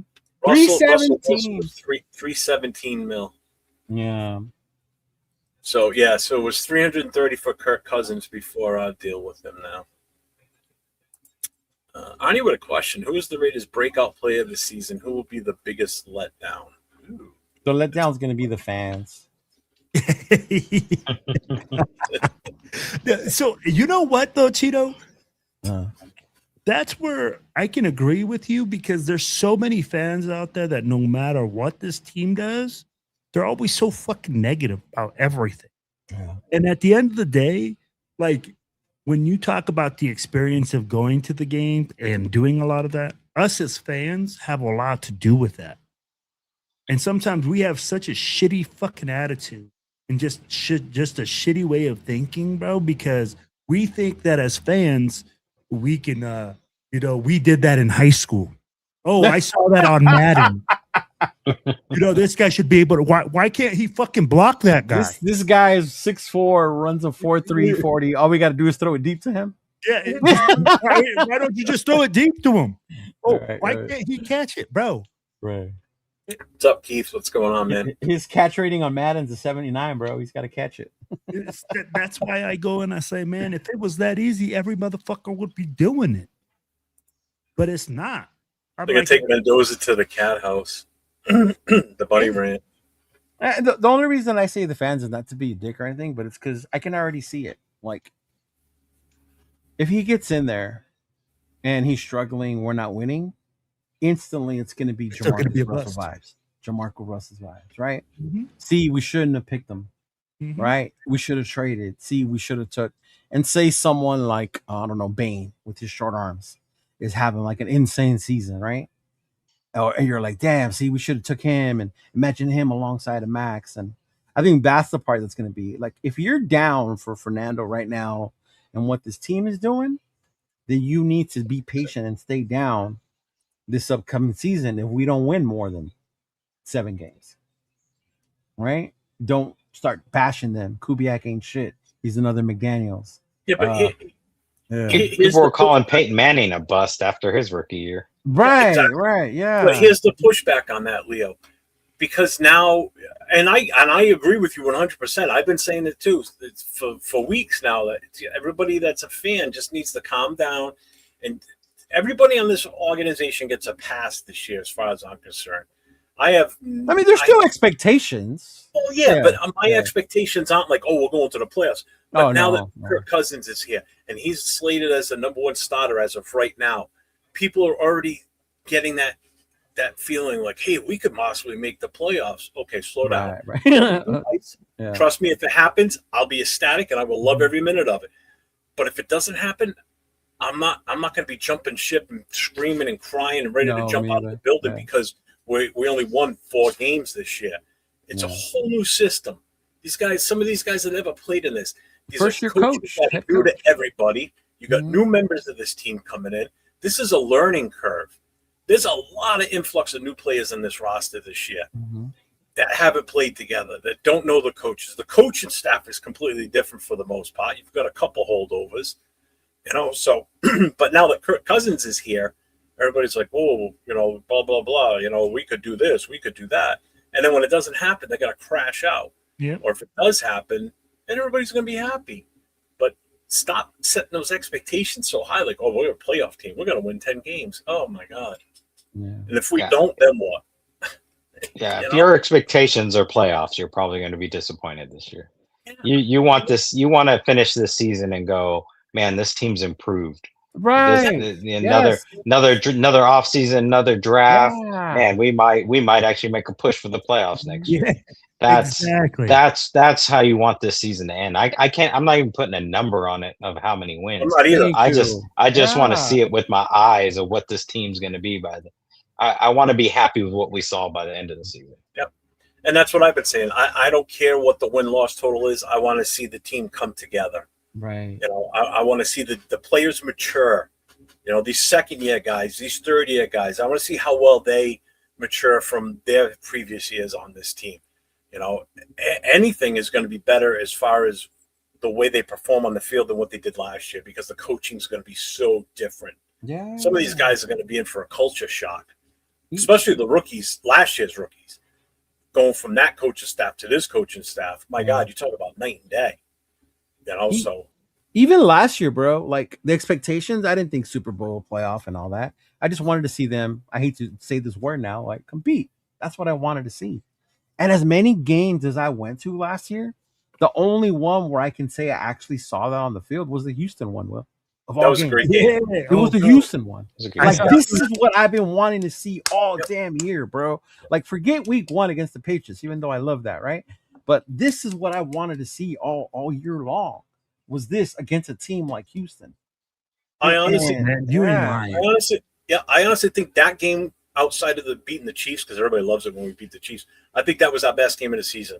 And we lost. Yeah, but being at the Chiefs game, we knew what it was. Were we here to say goodbye to each other? In the school year? But I think that game in Houston, when we lost, that was still one of the best, well put together games that I've seen us have this entire season. Yeah, they look good. They look good. I mean, even though we won the New England game, that Texans game was a better game. I remember me looking at people and like, I don't know where this came from, y'all. Like, we're just as shocked as y'all. I'll tell you what. We were at shenanigans going, fuck it, let's mess up our draft pick today. Let's just go. They look good. This is fun. We're all happy. This is fun, right? It was fun, and it was happy to watch that team like that. Yeah. Two things there, right? The Patriots game, and Will was there with me in New England, and he can attest to it. We won, but it wasn't pretty. We played extremely sloppy that day. And two, the game that Leo saw in Houston was after the Philly game. Where we got our ass whooped. Exactly. And it was absolutely hot. There's a team that when they were on that field, they had no heart, no determination. And that's why when I saw what they did in Houston, I'm like, where the hell was this in Philly? Yeah. They did nothing in that game. They barely moved the ball. In Houston, they were all over the goddamn field, defense and offense. I'm like, where did this come from? I think we were saying that in the parking lot, right? Well, like, as long as we don't see what we saw in Philly, we'll be happy. Exactly right. It's like, damn it. Hey, because we were talking about it that whole week where we were like, bro, he was like, the team came out flat. They didn't even have no energy coming out of the locker room. We just got our asses whooped, blah, blah, blah. We were like, fuck, we're going to fight at Houston. And we don't want to see the same thing. But I'm telling you, man, when we left that stadium, I didn't even feel bad that we lost. I was like, me either, competed today, bro. Even though, like, the Houston fans were like, where the fuck has this been all season? Right, yeah. I'll be like, damn, that's all I want to see. I'm with you fellas, man. I just want to be competitive. I want to be in there. I mean, like, I want to talk my shit. I want to have some fun. And at the end of the day, you know, I know that we're not going to go to the Super Bowl. I just want to see a better team, man, a better product, something that's going in a positive direction. What I have a question for you when it comes to that direction. What do you guys think about the narrative about why people are upset, right, about us signing Cousins? Because we don't want to see Cousins next year. We're paying money, or season ticket sales went up because it's expected you're going to see Fernando next year, right? Or even with like the draft, oh, that's messed up. You guys paid all this money. He's not even going to be there, right? Like, what is your feeling on like that narrative? Like that's why they're mad about the Cousins thing, because now they want it and they're paying their money to go see Mendoza, and now you probably won't see him next year, depending on how the season goes. Yeah. Team has to do what it's going to do. Team has to do that. They can't worry about what people are saying. I go to games. I buy tickets. I'm okay with what they're going to do. I'm not a season ticket holder, but I still spend $17 on a Modelo inside the stadium. So right. I think it irritates me and it frustrates me when I hear people say that. Like, I wanted to go see Mendoza next year. Like, bro, like, what? I mean, for a guy that hasn't even been to Vegas yet, I look at it this way. I don't care who's playing. You could put Genty at quarterback for all I give a shit. For me, it's an experience. It's the whole experience of going to the game, being around so many Raiders. Because to go to a home game is going to be completely different for me, because I'm going to be surrounded by Raider fans. You know, yes, away games there's Raider fans, but not like it is. Have you not heard that Raider fans don't go to Allegiant, Jeff? Okay, but there's still going to be more Raider fans there than any away game. Okay, but what I'm getting at is it's the whole experience. It's everything. So it's not just the game, you know. Or hey, what up, Raider love? It's everything. You got to take in everything. And yeah, I get it. Season ticket holders are upset because they're not going to see Mendoza. You know, so why did I pay all this money? Well, that's on you. You're the one that made that choice to spend that money, so don't be crying about it. You had the money to do it, so shut the fuck up. They haven't even drafted him yet. Yeah, and that's the other thing. He's not even on the team yet. It's like, calm down. You know, you're the one that spent the money for the tickets, and you're going to complain? Then don't buy the tickets. Go do something else with the money. Does it matter if you're sitting there having your Modelo and watching a competitive team? Does it matter if it's Cousins or Mendoza? You're seeing a competitive team, or they win a game. Hey, all right. I've been at that stadium. I've seen Carr be the starter. I've seen Jimmy G be the starter. I've seen O'Connell be the starter. It didn't matter who it was. I was there with my Ultra because I didn't drink the Modelo that day. Sorry, Stephen. Jesus Christ, I traveled to 2 Raiders games to watch Jamarcus Russell as our quarterback. So you tell me. I went to Oakland, to see Jamarcus Russell. Been to plenty of Russell games. Yeah. I was at the home opener last year to watch Geno Smith throw a pick in his first pass. So. I was in Oakland the year we had Kyle Bowler, and then Carson Palmer came in against Kansas City. Remember his first time? Mm-hmm. We got our asses handed to us. I was there. I was pretty much at all the Oakland games, so I was at them all. We drove almost 4 hours from here to New York City to watch the Raiders play the Giants, and we got our ass whooped 44-7 that day. I remember that. We had no business getting our ass whooped. And that was the first game, and that was the first season in the new MetLife Stadium. Yeah. And I went there for that game. So it didn't matter who was playing. I was there. Granted, I was sitting there surrounded by Giants fans. I was literally the only Raider fan in the entire section. I was at a game where Leo Aragu set the record for punts. And you guys talk about that. And it was nobody scored a touchdown all damn game. And Wade Wilson drops back to pass and toward the end of the fourth quarter, throws a pass to James Jett, touchdown, Raiders win the game. Only touchdown of the game. And so, I mean, I watched Wade Wilson throw a pass in that Coliseum. So. Yeah. I don't know, I guess it just irritated me when I saw comments like that. Like, oh, the Raiders need to give me my money back. If I want to see Mendoza. And like, bro, he hasn't even been – I get it. 98.9%, whatever, he's the guy we're going to pick. But he still hasn't been drafted, y'all. Like, damn. We said it at the beginning. Since when the fuck do organizations that are like functional and win championships listen to the fans? No, yeah, that's true. Yeah. Like if we want to win championships, why would this team listen to the fans? Like, what type of experts are we as fans, right? And then to say, oh, I bought tickets just to go see this player that we haven't drafted. Yeah. And then expect him to play because you bought tickets? Who the fuck are you? Like, literally, bro, like, who are you that you think you are that important that because you bought tickets that you should be able to? It's not like that. That's not life. If you're going to buy tickets, you're there to support this team. right? And Jeff has hit a lot of things on the head, bro. The whole experience about going to the game, watching the game and seeing the team is one part of the whole experience. Being there with y'all, having all those memories that we create that whole weekend at the tailgate, that's why we fucking go, because you're not gonna go just for a fucking 4-hour game and spend $1,000 for 4 hours and then fucking right back out. You No, go some and you people have do, great, but yeah. I'd be like, and if you got that type of money and you live that Yeah. close, that's great. But Jeff and I, we don't live that close that you're able to ride in for a fucking like weekend, you know. If we're there, we're kind of going to be there for a little bit. So it's about the whole experience. That's what you're paying. Let me ask you this. Now, game day aside from when you were here in New England, how much fun did you have excluding the game, even though we won and that was great? But let's forget Sunday, the tailgate, the game. How was everything else that you did while you were here? Did you have a good time, or was it Did I have, like, here's the thing, both in Houston, every single time that we've traveled, I've been super blessed to have a great group of Raiders fans with me, and we have a great time. Yeah. I've been with Cheeto. I've been with Steven. We've traveled. Steven too. Yes, you notice how I brought up Houston, not yours, Jeff. Right. I asked him about my weekend here too, right? Yeah, then he went straight to Houston. Well, no, I mean, like, we've been to like everywhere. So when you talk about the experiences, I've been super blessed to have a great group of guys, man. That's what makes it so fucking awesome.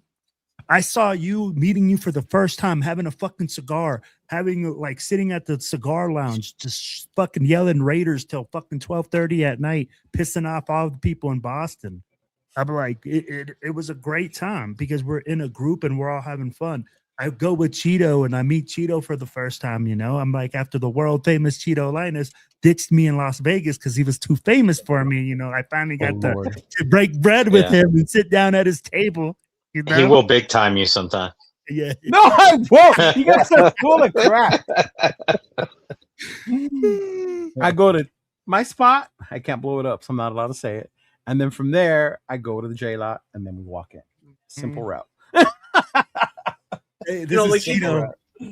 Even going to the draft, you know, like it doesn't bother me if he's going to be there or not. The only night that I'm going to be at the draft and try and get as close to the stage as possible is going to be night one, day one. But Dawn's coming with me, so I've already got everything planned out, the different things we're going to do while we're in the Pittsburgh area. You know, it's a place neither one of us have been to Pittsburgh before, so we're going to have a good time. We're going to be gone for 5 days. You know, Saturday we're spending it at the Hall of Fame. I've never been before. I'm an hour and a half away from it. Why in God's name would I not go? Be crazy not to when you're that close to it. So I'm not going to go to the draft for the day 3 on the Saturday. We're going to go to the Hall of Fame. You know, so we're having fun. That's the whole plan that weekend is we're going to go and have a good time. You know, I'm not going to go crazy like I have to be here, have to do this. No, we're just going to go with the flow. It's the experience again. I mean, I can only imagine how many people are going to be there. Like Keith tonight in the chapter president meeting, he talked about it. You know, if you're planning on parking or driving into downtown by anywhere near where the draft's going to be, you can forget it.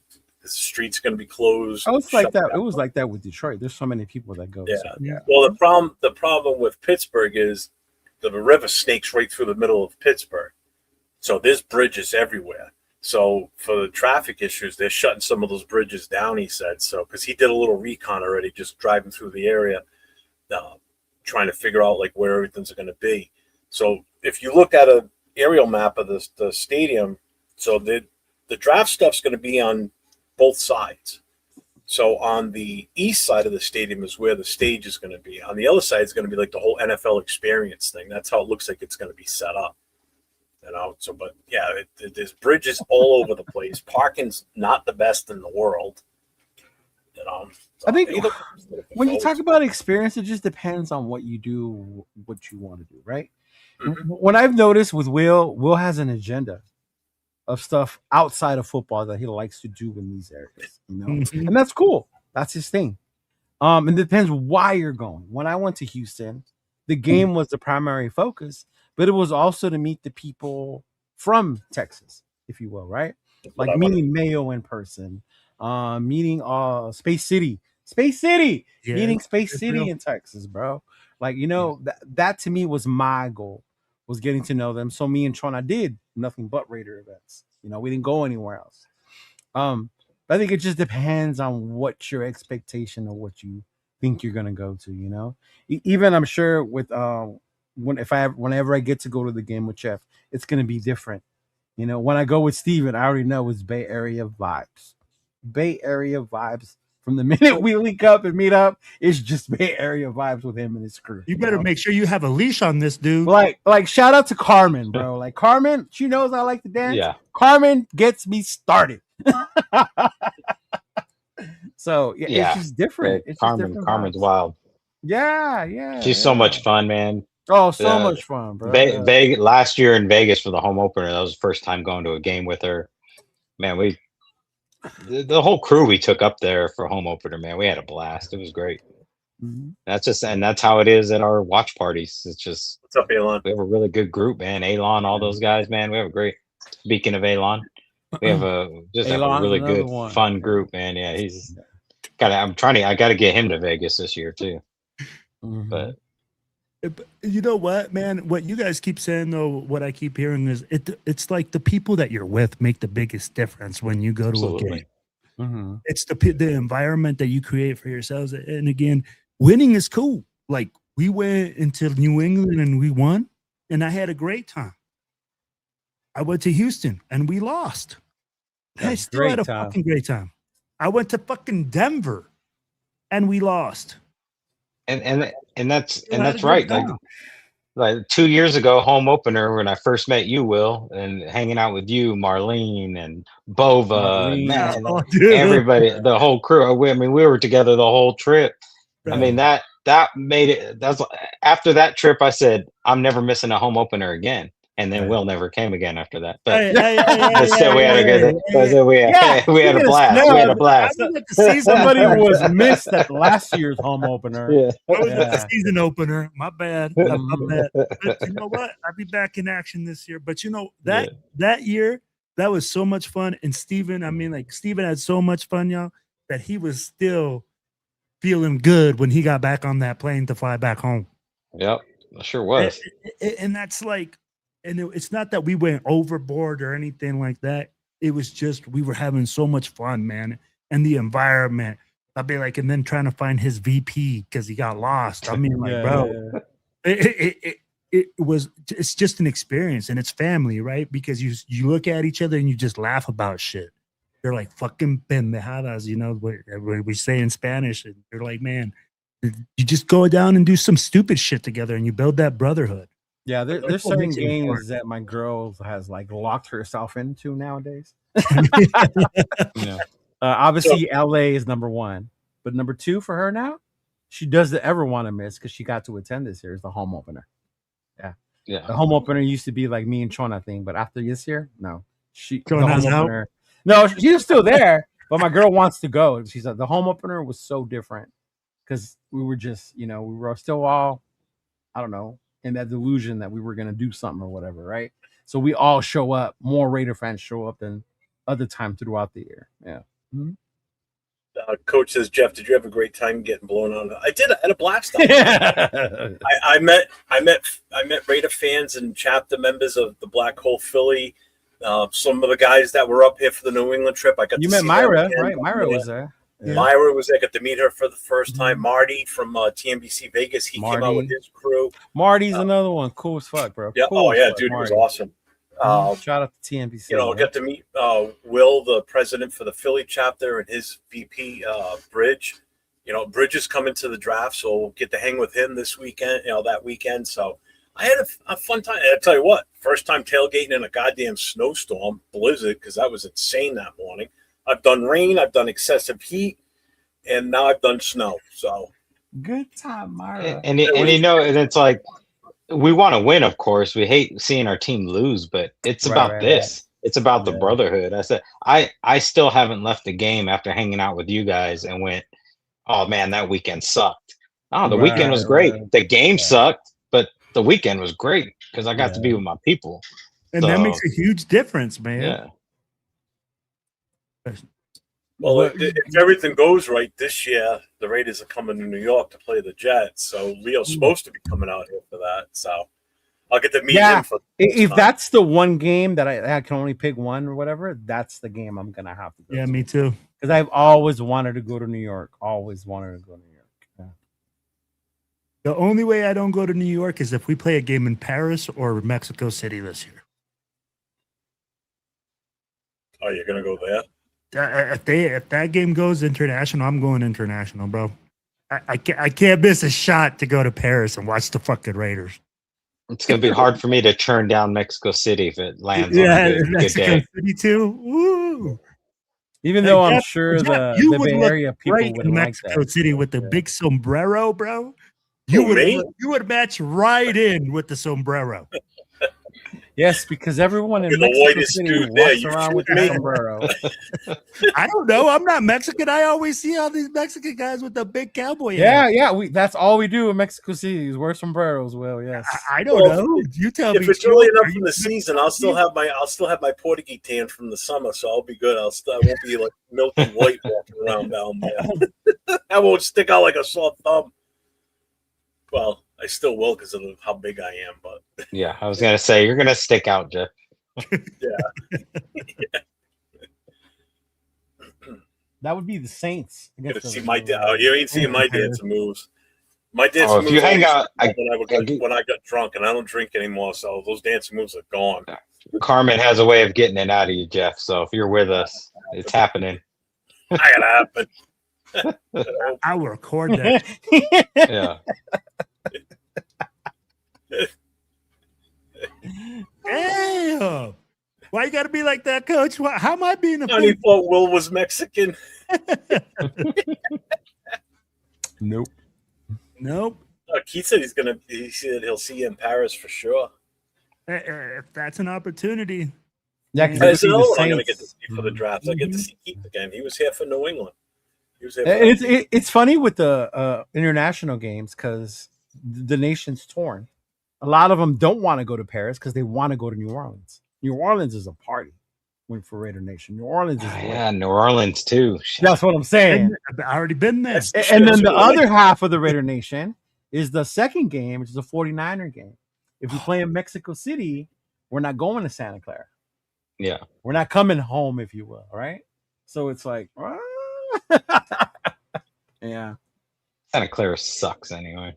It does, but it would be cool to invade their parking lot. Yeah. What's up, Rorschach? Yeah. Well, fellas, I still gotta go eat dinner and take a shower. So, all right, brother. Thank you. Get out of here. Thank you for coming by. Hey, did you So, want to shout your real party? quick, make sure everybody gets over to Steve's new YouTube channel for his chapter. Please. It's going to be run by him and his VP. It's a SAC Blackout. So make sure you guys get over there. It's real simple. Just go to YouTube, type in SAC Blackout, and it'll take you right to his channel. Make sure you subscribe. Hit the notification so when he drops a short or he puts a video out, you'll know it's there. Go check it out. You'll see more of him around. There's a video with Elon right there, right when you get there. Yeah, we got one little video on there already. Hopefully next week we will be able to drop our first podcast, and looking forward to doing it. So bear with us. We're getting our feet wet in this game. I know I come on this show and Will's show and all that, but doing our own thing, it's going to be a little new to us. So bear with us, but we're going to have a little fun. We're going to talk Raiders, but my VP's a funny guy. So we're going to have a little fun and try to joke around and do some things on there too. So I hope you guys like it. I love that you're going to be doing this. That's going to be cool. If you need any help, tips, pointers, whatever, hit me up, man. I'm more than happy to give you a hand and help you grow. I'll pump your channel. Pause, bro. Don't give him a hand to help him grow. What's wrong with you? I appreciate all you guys, and every single one of you will be a guest on the show at some point. So, yes, no sir. Look forward to it. All right, guys. Talk to you later. Take care. Take it easy, brother. I can't wait to meet Steve in person. I really can't. Oh, man, he's so much fun. He's a chill dude, bro. Yeah, man. Great, amazing family, bro. Yeah. And solid, man. They're so cool. My muscle memory for dancing ain't that good, trust me. So it's not happening. Anthony Estrada, what's up, man? How you been, Anthony? What's up, Anthony? What's going on, man? I heard you're going to Bakersfield, Anthony. So I'll see you in Bakersfield, big dog. Mm-hmm. The only other thing, it wasn't really like a draft war room. It was more of a. I think we're past everything else we were talking about. I guess my question for you guys is, where do you think the direction is when we go with the second pick? That's available. Man, player available. BPA, we have so many holes. I really hope it's best player available because I get it. Like, oh, you need a DT at the 3-4. Oh, you still need a solidify the old line. Oh, you need a weapon playmaker for Mendoza. You need that's a lot of needs. So it's hard to focus on one need. If you focus on one need, I think that's when you reach. That's why I think our thought process should be best player available. You know, because no matter who it is, unless it's a fucking kicker, if it's a kicker. I will lose my shit, Jeff. There's no way it's going to be a kicker, bro. At 36, if it's Sato out of Hawaii in the second round, I am going to lose my shit, y'all. Okay? Well, I mean, there's a real good chance that one of these top wide receivers is still going to be there at 36. Then, if that's BPA, then you take him. Well, let's put it this way. So, if let's say one of these top wide receivers is there. And still one of these defensive tackles, which is a piece that we need still for that defense. That's like the final puzzle to fill that 3-4 up the way we really want it to be. I don't know if it's the final because you still need a secondary, but yeah. You do. But again, this takes a lot of pressure off the secondary if you build that front line up too. So if you get that defensive so say McDonald's available and Cooper's still there. I'm just throwing a name out there. Say it's Cooper. Another one. All right. Say someone like Boston. Okay, so Boston's there. What do you do at that point? Because they're both, I think, in my opinion, I think they're both equal as far as BPA, and they're both a need. I think it depends on what the Raiders have them graded at. Yes. Overall, who's a complete better What's my board look like? What does my board look like? Yeah. So to me, I would say Boston. Nope. Boston. Boom. Give me Boston.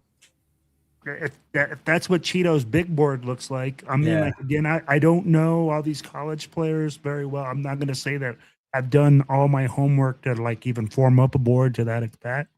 But for me, what it's going to go to is saying, hey, BPA, who's higher, who's rated higher? We have so many holes that we could literally just select my highest player rated on the board, and it's going to be a fit in. So that's what I do, Jeff. And honestly, I'm like, bro, we have so many fucking holes. Like, it doesn't matter. I'm like, you could. I wouldn't be mad with either one of those two. Yeah. Mm-hmm. Drafting receiver, drafting lineman, drafting defensive tackle. If you draft another corner, if you draft a safety, I ain't mad at you. You're filling a need. And if that's the guy that's rated higher on your board, that's the way you go.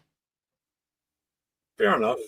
I think the one a lot of people would question, though, I wouldn't, though, because I think you need a lot of them if you're going to run a 3-4 as linebacker, right? Say one of these higher rated linebackers, first round ones, not Jacob. I like Jacob Rodriguez. But say one of these first round linebackers falls to the second round and we take them. Do people get upset and go, why do you need another linebacker, right? But given this guy's grade was higher and he happens to be one of the better players available, I wouldn't be mad at taking him. Yeah. You just said a key thing. And also, Cheeto, we just signed a linebacker that's coming off of an injury. Yeah. We don't know what level he's going to come to play at. So for a guy to come in, and I don't even give a shit if it's Jacob Rodriguez. If he's rated that high on your board, that at 36, he's the highest player to rate, you take him. Yeah. Because you're absolutely correct. Bro, you could take a linebacker because we need depth. See, and even that, like, as much as I like Jacob Rodriguez, I don't have him graded that high at 36. You know what I mean? Yeah. No, I get what you're saying. And that's where I say, hey, it depends on where you guys have them graded at and where your big board is at. Because, you know, everybody has a different one. I will say in reference to this about Charles Grant, I would say whatever expectations you have for offensive linemen for where they're going to be this year based on what happened last year, throw it out the window. Throw everything out the window and wait until Huh? No, I was saying what's up to Joe. Throw it out the window and wait until these current coaches evaluate and decide who's the best fit for where, who's working out in what position. Because Grant might have been the best right tackle last year, possibly. Who knows? But I'm the only guys that have solidified their position, in my opinion, is Colt Miller, left tackle, JPJ, whether he's on the left or right side, and Linderbaum. So if JPJ plays the left side, then we got to worry about right guard, right tackle. Who's going to be there? Is it going to be Grant? Is it going to be Rogers? Is it going to be Buford or whatever the hell his name is? Is it going to be somebody we draft? There's no talent at this point. So I wouldn't hold anything as far as a depth chart you see right now as that's just on paper based on who's on the roster. That's it. Right. So until they evaluate these guys, I'm good. Shout out to my boy Joe Morley. What's going on, big dog? I'll take 3 linebackers in the draft if they're best player available. Hey, go check out Joe Morley's IG. He started a comedy thing now. Bro, I saw that. Hey, so shout out to him, bro. That's not easy. Having the guts to go up in front of these people, man, is not easy. No, bro. So shout out to Big Joe, man. Appreciate you, brother. And I agree with the BPA, to be honest with you. But you're just in depending on who's there at the time. There's every year there's a player that falls. Some teams just fall off of a player and they don't like them for whatever reason. And, the player could just fall in your lap. Look what happened with Brock Bowers. We weren't expected to get him. Oh, no, he was not supposed to be there at 13. He should have been top 5, if not even higher. Yeah. And that's insane for a tight end if you think about it. When was the last time you saw a tight end go in the top 5? Yeah, no. Right? No, that's just how talented he was, but that's also how many teams needed quarterbacks that had pushed him. Yeah, that was that quarterback heavy draft. That was 5 before him. 6? 6 quarterbacks. Caleb, JD, May, JJ McCarthy, right? Yeah, and Nix and Penix. Yeah, 6 quarterbacks. Yo, that's crazy. Yep. Yeah. And then throwing a couple of, I think there was an offensive lineman or two. Joe Alt went in there. Yeah. So, this draft's still going to be interesting. It's going to be curious to see who falls into the second round, who's there when we pick. And then if we stay at 36, because I know he's put it out there, Spytek said he wants more picks. Does he move back to gain more? What does he do? Man, if he moves back a couple spots from 36 to 39, 40 and adds an additional third or whatever, I would be so happy with that. I would not be mad at that. Yeah. No. Yeah. No, because it's going to gain you extra picks on day 2. There's a lot of meat and potato guys in that day 2 trade draft. Yeah. Guys that are going to come in and contribute, unlike last year's second round draft pick who really didn't get out there that much. But how much was that his fault too? Yeah. Yeah, so I think I'm with your Raider on this one right here. What's that? Right? No kicker, punter, running back, or tight end. Anything else, I'm not mad out of the second round. I think that's a fair assumption. As long as I don't see any of those positions, then I would be okay. Yeah. Mm-hmm. Yeah. What the fuck was I gonna say?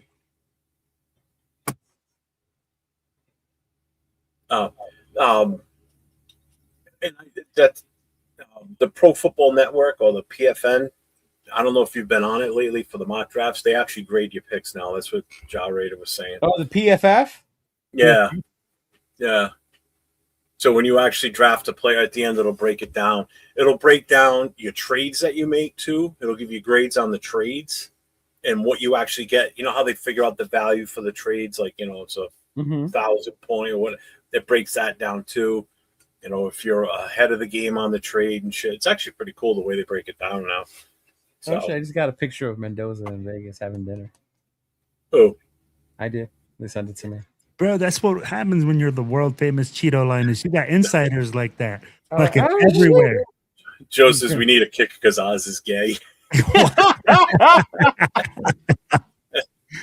Samoa Raider posted it. Okay. Ours is gay. Man, people are going to have a field day with that kicker. Oh, my Lord. Mm-hmm. I would be shocked if Ichinor falls that far. If he does, I wouldn't be against that either, to be honest with you. Not at all. I think that's why I'm so excited to watch the draft. Is I know we're going number one, whatever we do, right? And then to see where these dudes start getting taken, to see who starts falling, you know. My biggest fear of Jeremiah Love becoming a Chief, I don't have to worry about that no more. They signed the running back from the Seahawks, right? So now I can relax on that. Yeah. Yeah. But now my other fear is that they get someone like Mekhi Lemon. Like, fuck. Yeah, that's all. That's all Mahomes needs is another weapon, right? Yeah. Oh my gosh, bro. I'm pretty much got everything out of what we were doing tonight. So faux show. You got anything else? Final thoughts? Will, start with you. What do you got coming up? What do you got going on? Want to wrap up what you think about tonight? Wrap it up. Hey, I got 2 kids. 3 little bow on I it. don't practice. Hey, but I'm gonna tell you guys like this, man. Hey, if you guys are on TikTok, to all our 31 to 51 listeners that we had on TikTok tonight, please come over to our YouTube channels, man, and like subscribe to the YouTube channels. Hey, I got my boy Cheeto Linus. I got 401 Raider Jeff. I got myself, Silver and Black Radio Podcast. So come over to the YouTube channel. All those comments that I see in there, that's the only way for us to bring them onto the YouTube channels for you guys to come over. So, hey, we appreciate you guys watching us on there. D-Menace, my dog. Hey, this Thursday, man, I'm going to be running the show with the Silver and Black Radio Podcast. I got my crew coming in. We got Israel coming from TBH Sacktown. Yo, make sure you guys log in. Yeah, or Izzy, the VP. Oh, okay. When you said Israel, I was thinking Lovelock. I was like, yeah, Lovelock coming up? I haven't seen Lovelock. We can get Shout out to Lovelock, bro. Where you at, Lovelock? Where you at? Where you at, big dog? I gotta hit him up. Sir. But yo, I'm gonna be down there at the TMBC takeover this weekend. So if you guys are in Texas down there, please come on over, man. We're gonna be doing a podcast. Raider Love is going, I believe. So reach out to her, have her on your show for a bit. That was Oh, absolutely. We'll have her on, man. We'll be doing a bunch of live recordings, a bunch of stuff like that. You guys know we try to bring you guys everything live, and hopefully, if these guys are doing a live show or whatever, I can jump in and you guys can see some of the live action that's going on. At the end of the day, though, man, I appreciate you guys, man. I love my brothers here. Thank you guys so much. I had a great time tonight. It was fun, man. I think we talked and we hit on a lot of key points. I'll be a Raider Nation. Just be patient. Enjoy the time with your brothers, man. Make those memories and make sure that you hit up our boys Steven's draft party. Motherfucking Romanowski, baby. Shenanigans Bar and Grill, baby. Go ahead, Cheeto. Watch out. People might rage out that day. I wanted to put this up while Steve was still here. I forgot. I know. I was telling him. Yeah. So don't forget, anybody that's in the Sacramento area, make sure you get over to the Shenanigans draft party meet and greet Thursday, April 23rd, 4 p.m. to 8 p.m. Bill Romanowski will be there. So if that doesn't make you want to go there, I don't know what would at that point. So make sure you get your asses over there. 7431 Madison Ave in Citrus Heights, California. So make sure you go. I know Sacktown Mike's going to be there. So you will see him there. So. Oh, for real? Mike's going to roll through? Yeah, Mike said he was going to go there. When he saw that Romanowski was going to be there, he said, oh, hell yeah, I'm going. Oh, shoot. Yep, see, he said it right here. I'll be there. So go see the one, the only, the crazy airborne paratrooper, Sacktown Mike. Oh, no way. Yeah. James Firpo's in the house. So let's get this for him here. Raiders. Firpo. Sacktown's a good dude, man. Good dude. Yeah, I can't wait to meet Mike in person someday. Oh, you haven't met him yet, huh? No, he's in Cali. When would I have met him? Yeah, that's true. Next person to say shenanigans getting pistol whipped. Shenanigans. Yeah, what do you got coming up? Oh, actually, I have a draft party coming up. Yeah, what? Yeah. Shout out to Ventura County Raiders Booster Club. I will be at Ruby's Mexican Food and Tequila Bar in the city of Camarillo. It's going to be frio. Make sure y'all roll through. Thursday, April 23rd. We will be streaming there live, y'all. So show up early. I want to interview as many of you as I can before. Who's going to announce our pick? Before whoever goes up there and announces our pick, right? Before they go up there and they announce the number 1 overall pick. So it'll definitely be cool. I will be there. I will have some of my merch there. Have the Fernando shirts, the Max Crosby ones, whatever jerseys we got left. Andy Reader merch will be in the house as well. So if you're nearby in Ventura County, make sure you shoot through, come through. All teams are welcome, by the way. Sergio, shout out to Sergio. He wanted me to mention that all teams are welcome. So I will definitely be doing that. Oh, the 23rd. Yeah, man, it's gonna be a crazy week, dog. Because right before that, I don't know where y'all have been. WrestleMania is coming up. Oh man, that's huge. That's huge. That's huge. That's like Christmas for me. So WrestleMania is coming up. Saturday and Sunday, it's already come out. Who's fighting what day? So definitely be doing that. But yeah, between now and then, man, we'll do our regular shows. I hope y'all have fun out in Texas. I've seen a lot of you guys are going out there. Shout out to the new president and vice president of TNBC LA. You know, shout out to Chef and Dub. You know, Chef being named the president and Dub being the VP. So shout out to them, man. Wish you guys the best of luck out here in LA. Definitely collab and get together and do some stuff once the season starts, y'all. And Willie, your partner in crime when you go away, Marlena, just took over her chapter as president. It's Brad so she'll be back. She's back as she's back as president. Shout out to Marlene. That's what's up. Yep. Then we have Daryl, who took over TBH Bakersfield. Congratulations. Big Easy? Yep, Big Easy. Oh, and then Becca, who became president of TBH Dallas. Did we meet her that time? I can't remember if we did. Yes, we did. Houston? Yeah, we did. You got her already, bro. Yes. She don't knows everyone. Yeah. Not everyone. I still got to Marvelous. go to the We don't East Coast. I don't think we hate the fans. We hate the team. I don't have a problem with the fans. Honestly, I'm like whatever about it now at this point. Dog. Yeah, now it's like, you know what? We got him back. Whatever. It is what it is. Yeah. I still miss that number 14 pick, though. God damn it.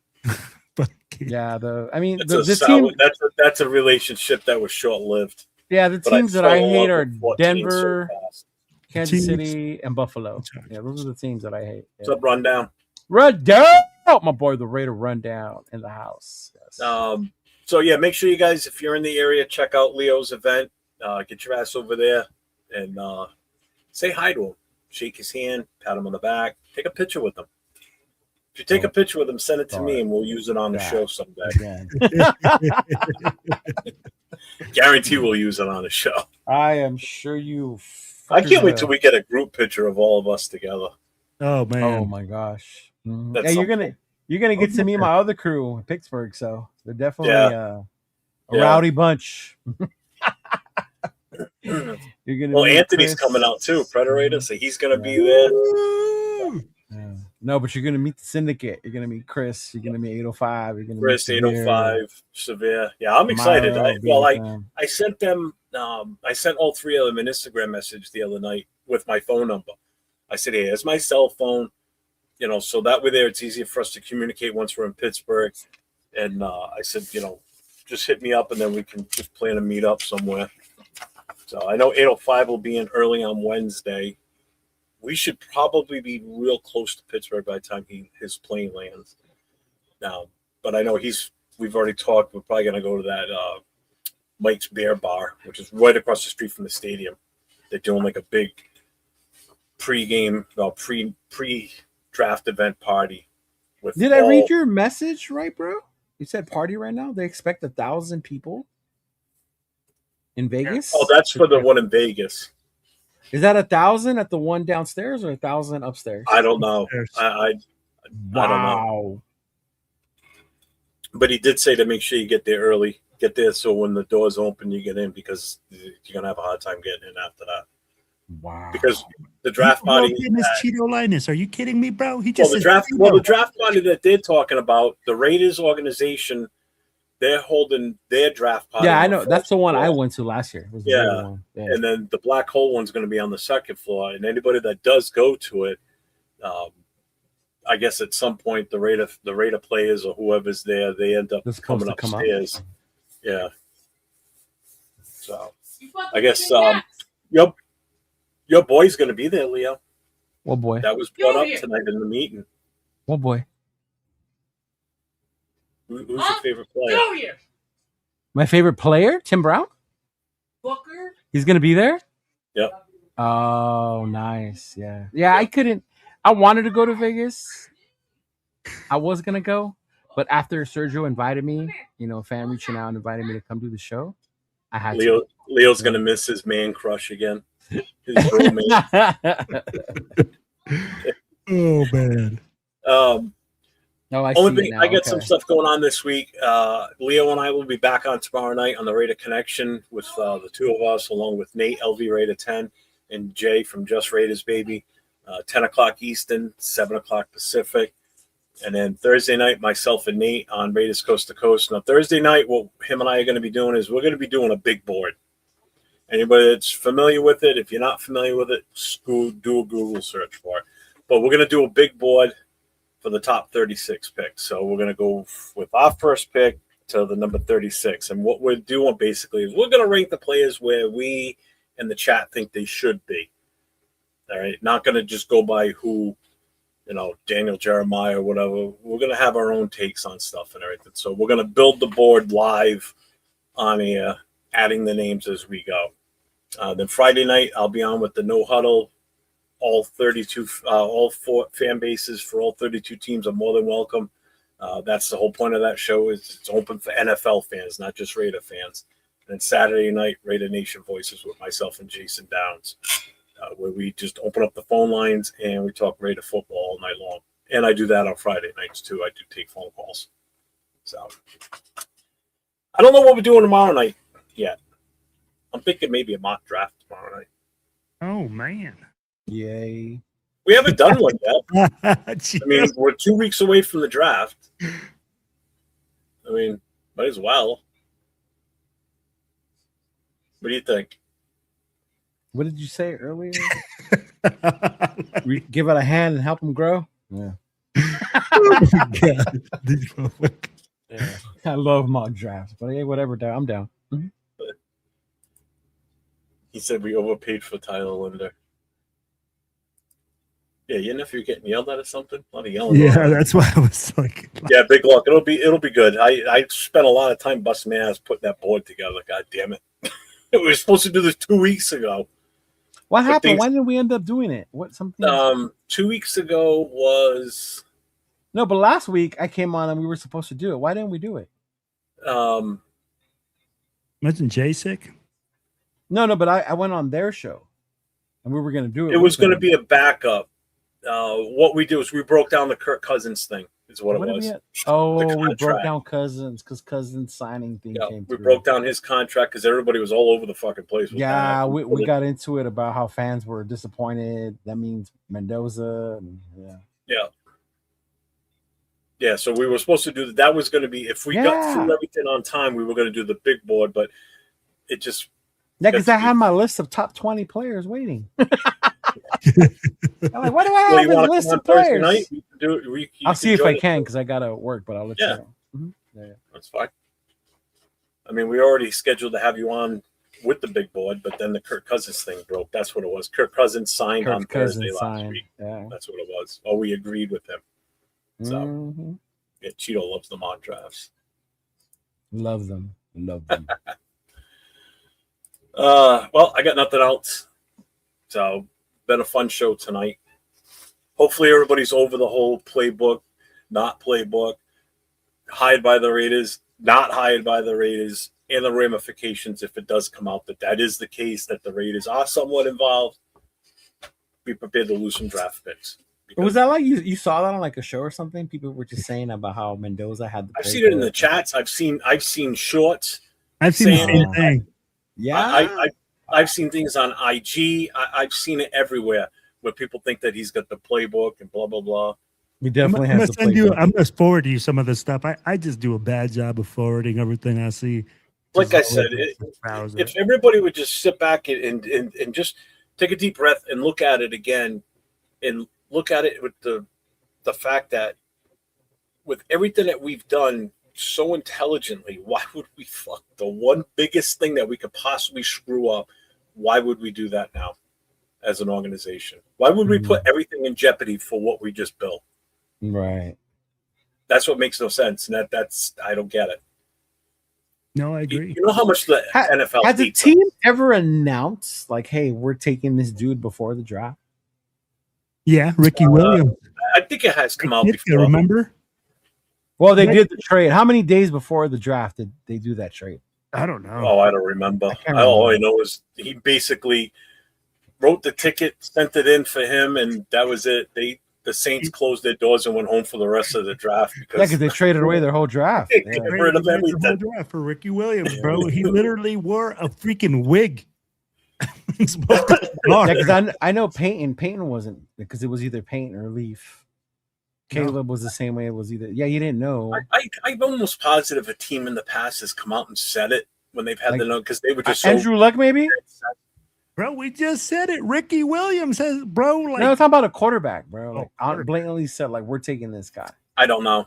I don't know. No, I don't know. I'm sure it probably has happened. That's a new idea for an AI video. No, my account was not hacked. I made that video. Yeah. Mm-hmm. All right. I got nothing else. Oh, we out. $1.99 super chat. Biggest thing was giving up Gruden Super Bowl 37. Bro, that changed the trajectory of the Raiders like you have no idea. Yep. Mm-hmm. It most certainly did. That's part of that what if scenario we did a few weeks ago. Mm-hmm. You know, what if Gruden was never? It was the what if the Tuck rule never happened. How things would have changed. But well, there was still a championship game after Jason that. for the $1.99 super chat. Thank you, my brother. Hope keeping the lights on. I appreciate it. Damn, keep the lights on. Calm down there, big money. I see all that cash in the back of your phone. Yeah. Now I know how to rob you. It's one of those fake $100 $1 million bills. What, this? Yeah. Big time money right there. Watch out. Is it a money clip or is it just a fake thing? This is a magnet to mount my phone, but there's a dollar bill underneath, and I write 1,000 on it. Yeah, it's the whole manifestation thing, right? I got you. Yeah. You ain't got me because I don't get it. Kind of, you put it out to the universe. If you put it out there, I have $1,000, then $1,000 will come to you. So superstitious. Yeah, I'm trying to get $1,000 so I can go to WrestleMania. Yeah. I only want to go to one night. I want to go to Sunday. Saturday I already have planned. I'll be here in Long Beach. You need to schmooze more with your Uber riders or Lyft. You need to what? You need to schmooze more with your patient. That just sounds dirty. What you're doing? You need to talk it up more with them. Maybe you'll get a sugar mama that needs a ride. And she'll be like, "Oh, you're such a nice guy here." Oh, look, I can now work WrestleMania, Sonny. I can work with brands to boost your existing content on IG. Ooh, I hit a new level on IG. Yeah. Fucking cheetah. No, it's funny, Jeff. I try that, and I do get more tips if I get a fresh cut and I drive that day. That is a proven fact. Yeah. Mm-hmm. Yeah. I wouldn't get shit for tips. Look at me. I look like a miserable old white bastard. I wouldn't get in the car. I'm like, no, I'm good, bro. No, because I look creepy and scary. Like, nah. Especially if I'm wearing a short sleeve shirt and I have fucking tattoos all over my arms. Yeah, he'd be like, yo, you Leo, like, yo, you no hablo, no sé, no lift. Everybody needs to realize when they get in your car for a lift ride, they're riding with the world famous Cheetah Linus. Yeah, exactly. Has a picture of himself hanging from a car freshener. I do not have one of those. No. All right, everybody. Everyone have a wonderful evening. Thank you to all our moderators for all the channels for being there and helping out. Thanks for the super chats tonight. Thanks for all the new subscribers that checked in tonight and helped out Steve with his new channel. And anybody that subscribed to any one of the three of us up here tonight. We appreciate you all. And as I always say, stay safe. Go Raiders.